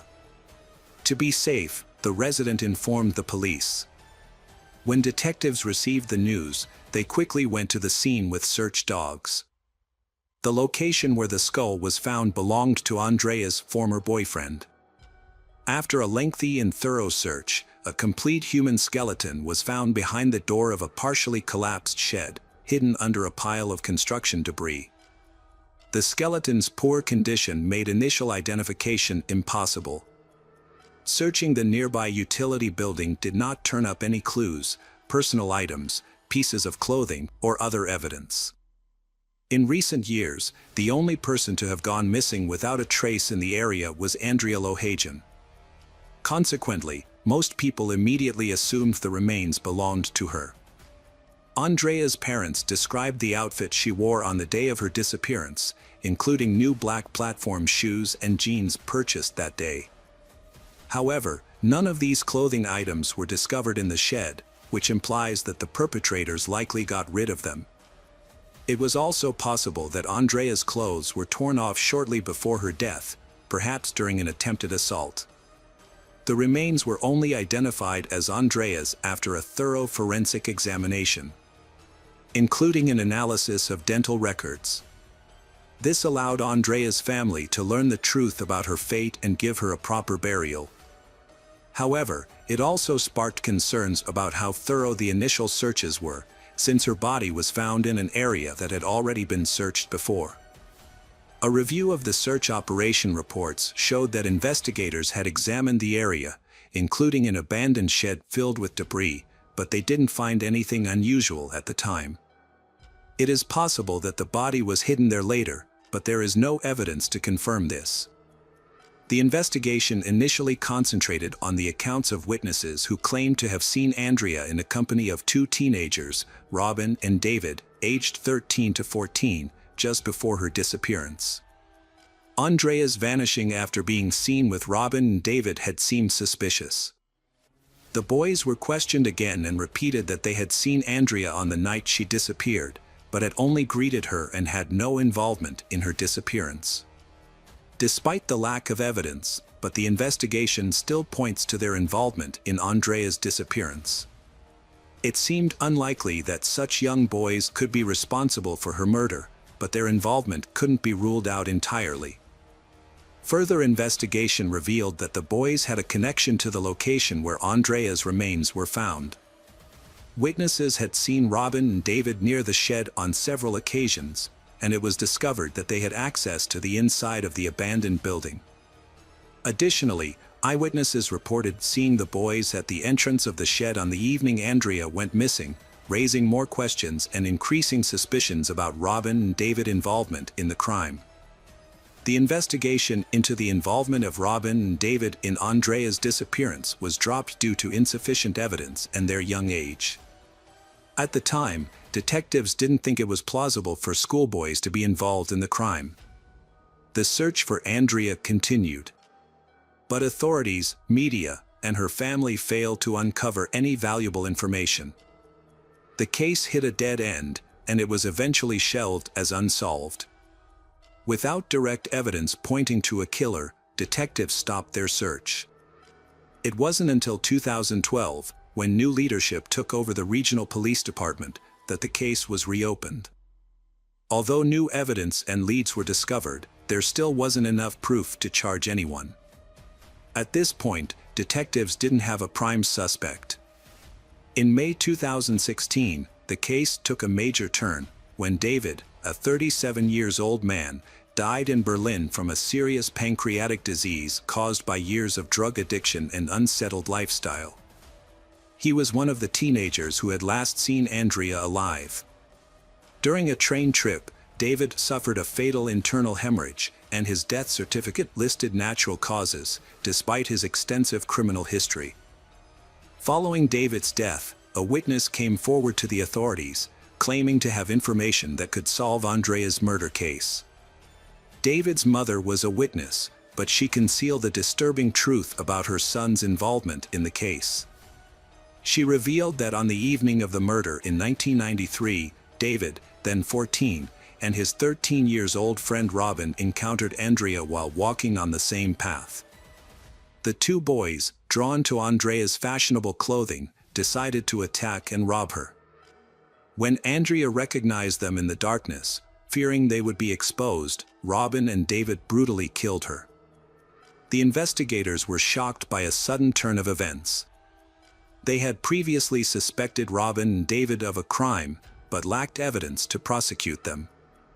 The boys' involvement was also questionable due to their young age. Until then, the boys, Robin and David, had gotten into only minor scrapes with the law and had managed to avoid punishment due to their youth. No one suspected that this lack of punishment would embolden them to commit more serious crimes. Years later, 36-year-old Robin was brought in for questioning. His former accomplice, David, had since passed away, so the police had to rely on Robin's testimony. Robin confessed to everything, including the gruesome details of the crime. He asked to speak with his family first, to confess to them, before providing a final statement to the investigators. The detectives agreed to give Robin 48 hours to meet with his family, appreciating his willingness to cooperate. However, they had no idea that Robin had already planned his next move. When he returned to his apartment, his wife was temporarily away. Robin left a note for his wife and a message for the police, detailing his involvement in the attack on Andrea Lohajian. Then, he disappeared without a trace. 2 days later, Robin was declared missing after he failed to show up. On November 4, 2016, a hunter discovered his body in the mountains. Robin's mutilated body was found at the bottom of a deep ravine. It appeared that Robin had taken his own life, so unable to cope with the guilt he committed in his youth. In his final note, Robin described the horrific details of the crime. Robin never knew why David started the attack, as David never shared his reasons with him. Despite this, Robin was able to recall the rest of what happened during the incident. According to Robin, they had no prior connection to the victim, Andrea Lohajian. When Andrea was walking along a small road near a club, she met Robin and David. The attack was a sudden and spontaneous act of aggression. Andrea probably chose that route to get to the party quickly and save time. When Robin thought back to the encounter, he remembered exchanging friendly greetings with Andrea alongside his friend David. Initially, Robin intended to continue his journey home, but his plans changed unexpectedly. David suddenly and aggressively attacked Andrea, catching both her and Robin off guard. After the assault, Robin and David concealed Andrea's body in a nearby outbuilding adjacent to the youth center. They covered the body with construction materials and then left the area. According to Robin's account, there was no apparent motive for the attack, such as theft or personal gain. The act seemed to be driven by a senseless and extreme aggression. Robin and David both had encounters with drug dealers while they were in school. Additionally, they were both under the influence of drugs on the night the incident occurred. Peter Lemon, the head of the youth center that Andrea was planning to visit, had fond memories of her. He described Andrea as a well-behaved guest who did not drink alcohol and mainly came to the center to play billiards and socialize with friends. Peter was deeply shocked by the violence against Andrea and provided full cooperation to the authorities investigating the incident. Peter had also been told about Robin and David. They often seen loitering near a shed a short distance from the club. There were numerous negative rumors going around about these boys, but Peter couldn't bring himself to believe that such young people were capable of committing such severe offenses. However, it turned out that these very juveniles had been roaming freely. For 20 years, Andrea's disappearance remained unsolved, despite a written confession from Robin and witness testimonies placing Robin and David near the scene of the crime. The investigation lacked direct evidence against the suspects, with no DNA or fingerprints found. Detectives carefully analyzed every word from Robin, including their social media posts and phone contents. The investigators were looking for clues that might suggest the suspects discussed or admitted to the crime. Shortly before his death, David's online accounts revealed ominous posts that seemed to hint at his involvement in Andrea's disappearance. But these leads were considered secondary evidence.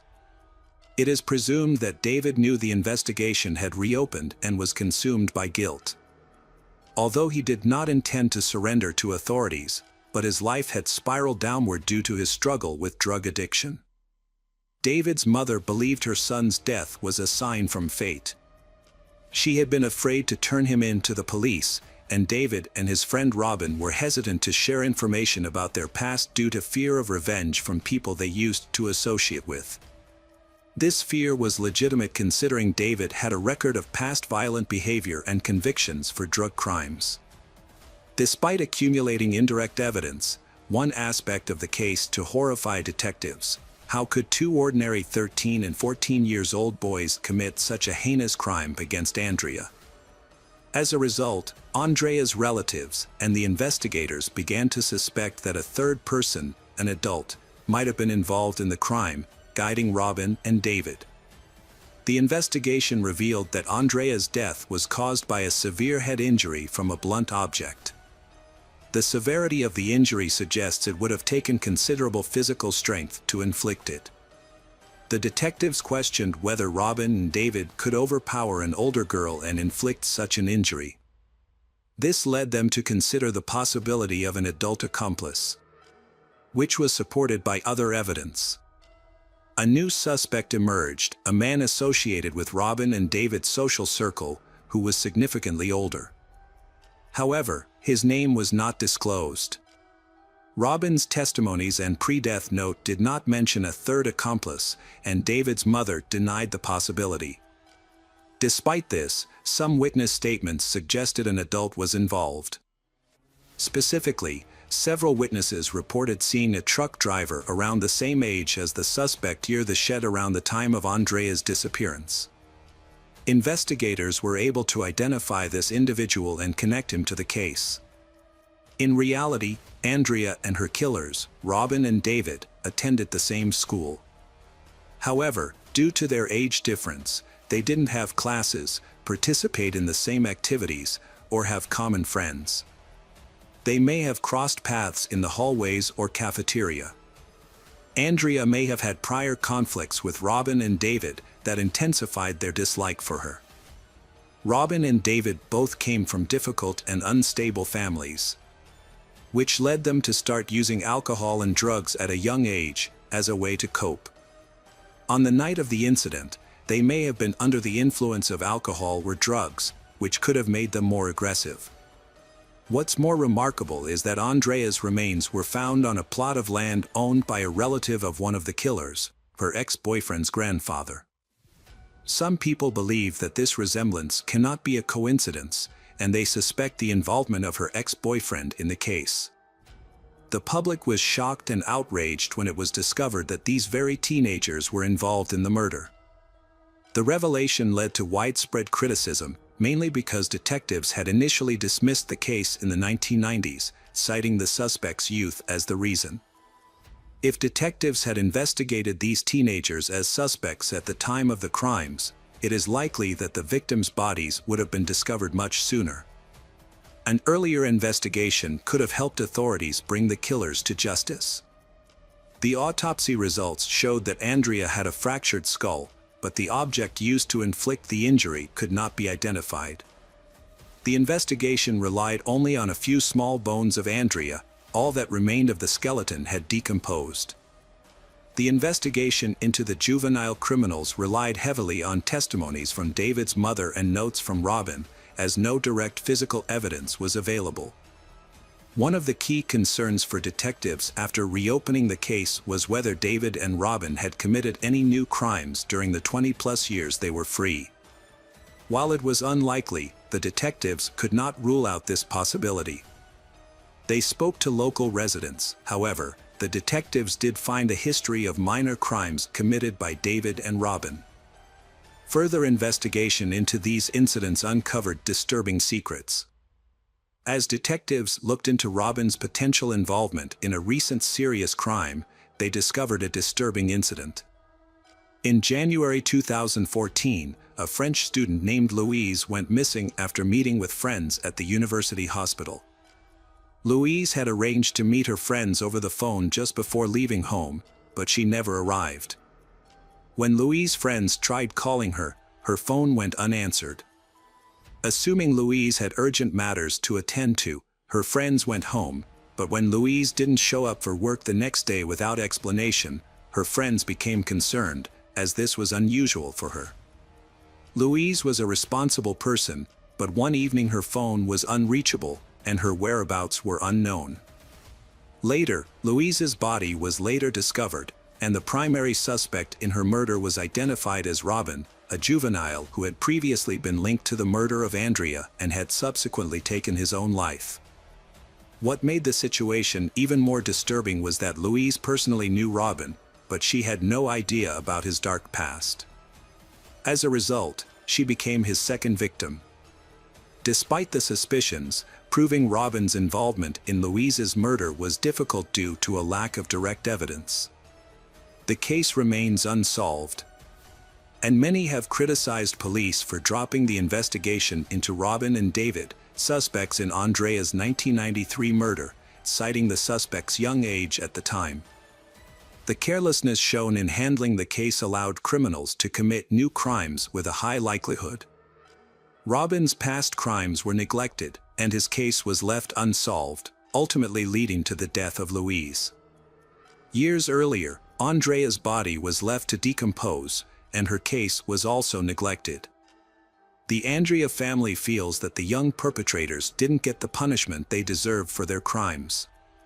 Even though the killers are dead, but they were still able to live freely for a time and experience the simple joys of life.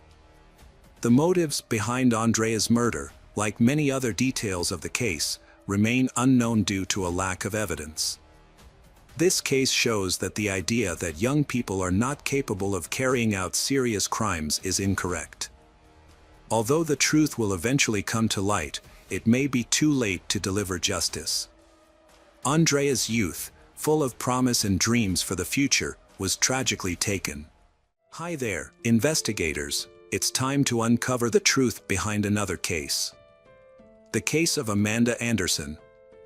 Amanda Anderson was born on October 10, 1990, in Fridley, Minnesota, to Mark and Stacy Kennedy Anderson. Amanda lived with her family in New Chapel Hill, about 100 miles from Dallas. It's a small city with a population of less than 1,000 people. She grew up to be a bright and ambitious young woman, graduating with honors from the Tyler Gospel Chapel School in 2009.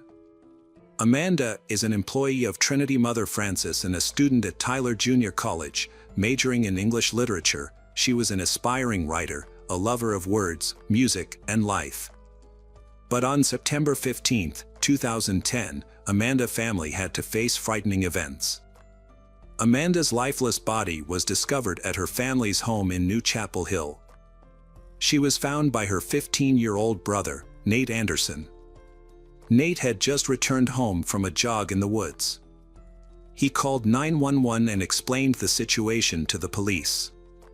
Nate said he went out for a run because he was stressed about homework. When he came back, he found the door to the house open, which was very unusual. He first checked his room, then Amanda's room, and that's when he saw his sister lying on the floor, unresponsive. The police asked Nate to clarify which door was open, and he explained that people usually entered the house through the garage door. Nate was very emotional, and the police tried to calm him down. When asked if he touched anything in the house, Nate replied that he did not. During the 911 call, Nate told the police that he had discovered the body of his sister Amanda. When asked if Amanda had been shot, Nate replied that she had multiple bullet holes in her head. When the police arrived on the scene, Nate told the same story. Further investigation by a criminologist revealed that Amanda had been sitting up in bed when she was shot, then she fell to the floor. Notably, there was no sign of a gun or shell casing at the crime scene, suggesting that the perpetrator may have taken the weapon with him when he left. Or may have used a revolver, which does not fire a shell casing. Amanda's parents were devastated and could not understand what had led to this tragic event. Being deeply religious people, they found it difficult to understand who could be capable of such a heinous act. Their daughter had just graduated from high school and was a kind person who did not want to harm others and had no enemies. Police began canvassing the neighborhood where the crime occurred to gather more information about Amanda and her family. In interviews, a nearby resident said that Amanda Anderson's family was happy and very religious. A neighbor offered a possible explanation for Amanda's death. He said that the area was generally quiet and low crime, but that about 2 weeks before Amanda died, a nearby home had been robbed. It was possible that the perpetrator of that robbery was also involved in Amanda's death. Perhaps the perpetrator saw Nate Anderson out for a run, broke into the home and then shot Amanda when she discovered them. To explore this theory, police needed to find evidence to determine whether a botched robbery led to Amanda's death. When the police asked the family to check for any missing valuables, Amanda's father, Mark, thoroughly searched the house and confirmed that nothing had been taken. Although there were valuables such as jewelry and a laptop in Amanda's room, nothing was missing. Amanda's father, Mark, thoroughly searched the house and confirmed that nothing had been taken. This surprising discovery made the police question the motive behind the crime. If the intention of the criminals was to steal, why did they shoot Amanda multiple times after seeing her? The lack of stolen items proved that this was not a robbery. The police began to look into other motives. The forensic team searched the entire house, not just Amanda's room, for evidence. They collected fingerprints and hair, hoping to find samples left by someone outside the household. Additional evidence was collected from Nate, the person who first discovered Amanda's body. His clothing was taken to be examined for potential connections to the crime scene. Initially, Nate's clothing did not appear to be important to the police investigation because it did not contain any visible blood. However, as part of standard procedure to rule out family members as potential suspects, police sent Nate's clothing to a lab for further analysis, along with other collected evidence. Meanwhile, the police asked Mark Anderson, Amanda's father, to reveal the location of all the firearms in the house. As it turned out, the Andersons possessed an extensive collection of guns, which was not unusual for a family in Texas. They didn't actively hunt but occasionally practiced shooting. Following Mark's lead, the police discovered weapons and seized more than 10 different types of pistols and rifles, as well as several revolvers. Their informants also did not provide any clues, leaving the police without a clear lead. The police did not have many clues to identify the culprit. On September 17, 2010, the police obtained the autopsy results 2 days after Amanda's death. The report revealed that Amanda had been shot 4 times, all in the head. What's striking is that any one of these shots would have been fatal, yet the perpetrator fired 3 additional times. The bullet wounds locations on Amanda's head were also peculiar. The shots were fired from a small caliber pistol. 2 wounds were located on the top of her head, one near the right temple, and the last one on her forehead. Except for the shot to the right temple, which was fired at a 90-degree angle, all shots were directed from top to bottom. The nature of these wounds suggests that Amanda's death was more like an execution. The crime scene revealed that .22 caliber bullets were used in the shooting. The lack of gunpowder marks around Amanda's head wounds suggested the shooter was at least a yard away. Based on forensic evidence, police concluded that Amanda knew her killer. 2 key factors led to this conclusion. Amanda was sitting on her bed, working on her laptop, when she was shot, and the shooter was standing beside her. It's likely that if a stranger had entered her room, Amanda would have reacted defensively. However, she took no action, indicating she was familiar with the shooter and didn't perceive them as a threat. The police sought to identify the killer among Amanda's acquaintances by questioning her friends at college. Her best friend revealed that Amanda was cautious and didn't engage with strangers or use unknown substances. Amanda was not involved in any illegal activities. She also had no enemies at college. However, it is possible that someone was secretly following Amanda and planning an attack. In an attempt to find leads, police spoke with college security about any suspicious incidents related to Amanda or other students over the past year. Unfortunately, this did not yield any results. A week after Amanda's death, police have found no leads and have not identified any suspects. Amanda's family grieves, and they are desperate for answers about what happened. In an effort to gather more information, a reward was offered to anyone who could provide helpful leads to the investigation. The goal was to encourage someone with valuable information to come forward. The police station soon received numerous calls with tips, but most of them were unsubstantiated assumptions that only hindered the investigation. Despite the time-consuming process of verifying each lead, none of them yielded the desired outcome.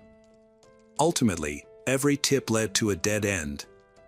The police decided to re-question the Amanda family, focusing on Amanda's personal life, as the nature and number of her wounds suggested a personal motive. Amanda's mother was baffled by the crime, describing her daughter as a devout churchgoer and excellent student who was kind to everyone. She revealed that Amanda did not have a boyfriend at the time of her death, but had been dating a friend her age for about a year.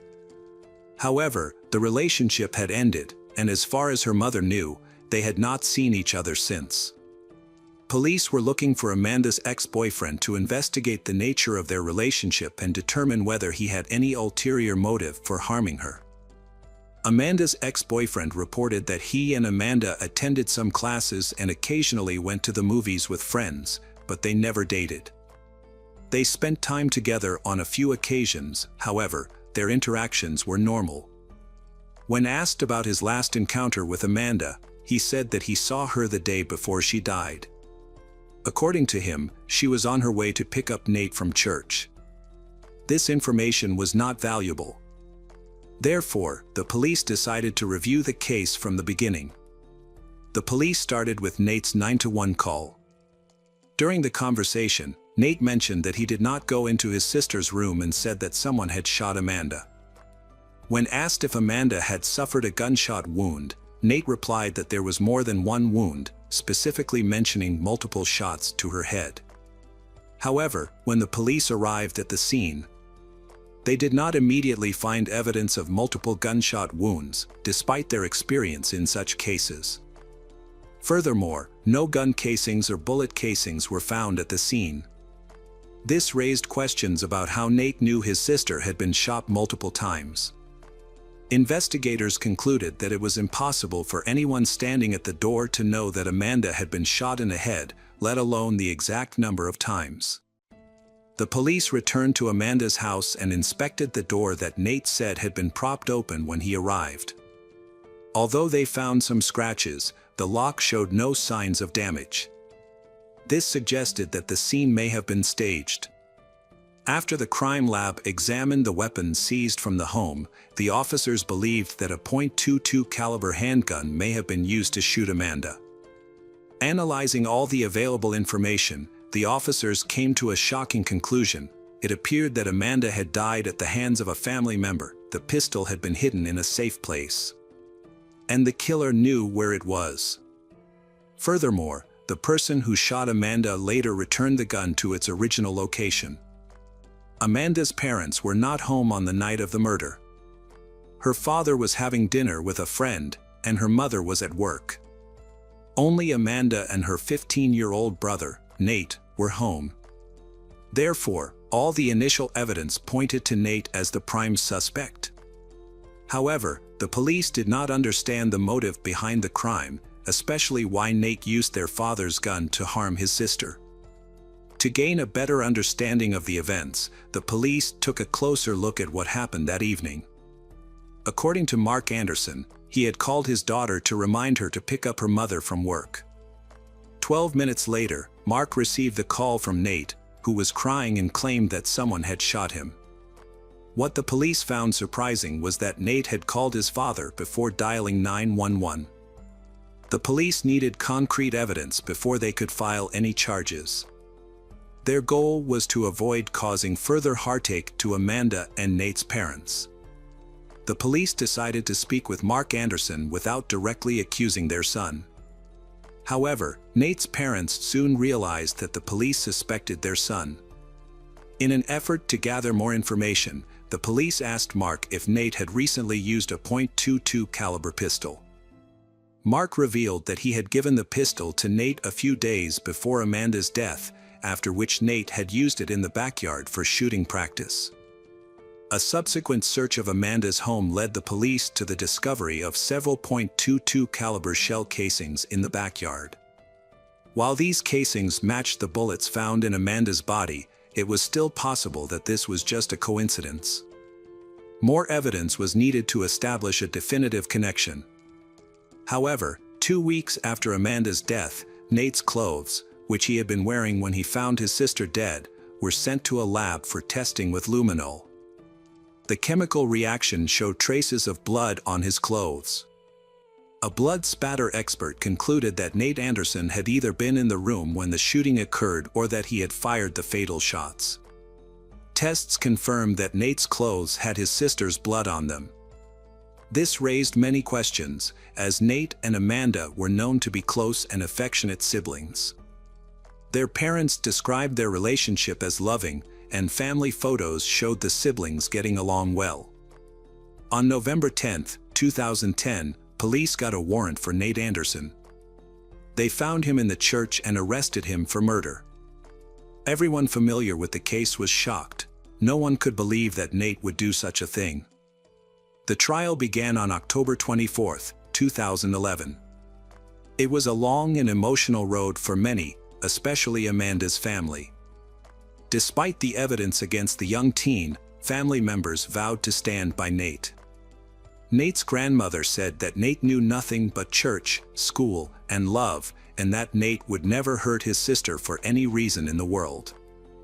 Amanda's parents struggled to accept that their son was responsible for Amanda's death. Nate was tried as an adult. An examiner for Nate said it would be best for him to remain in juvenile court, but the judge disagreed. For the first time, the state revealed some of the evidence police found in Amanda's home after Amanda's death.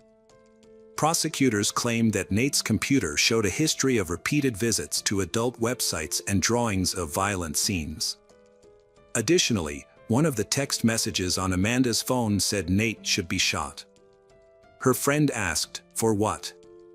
She replied, "For putting big staples in Amanda's head and never helping around the house."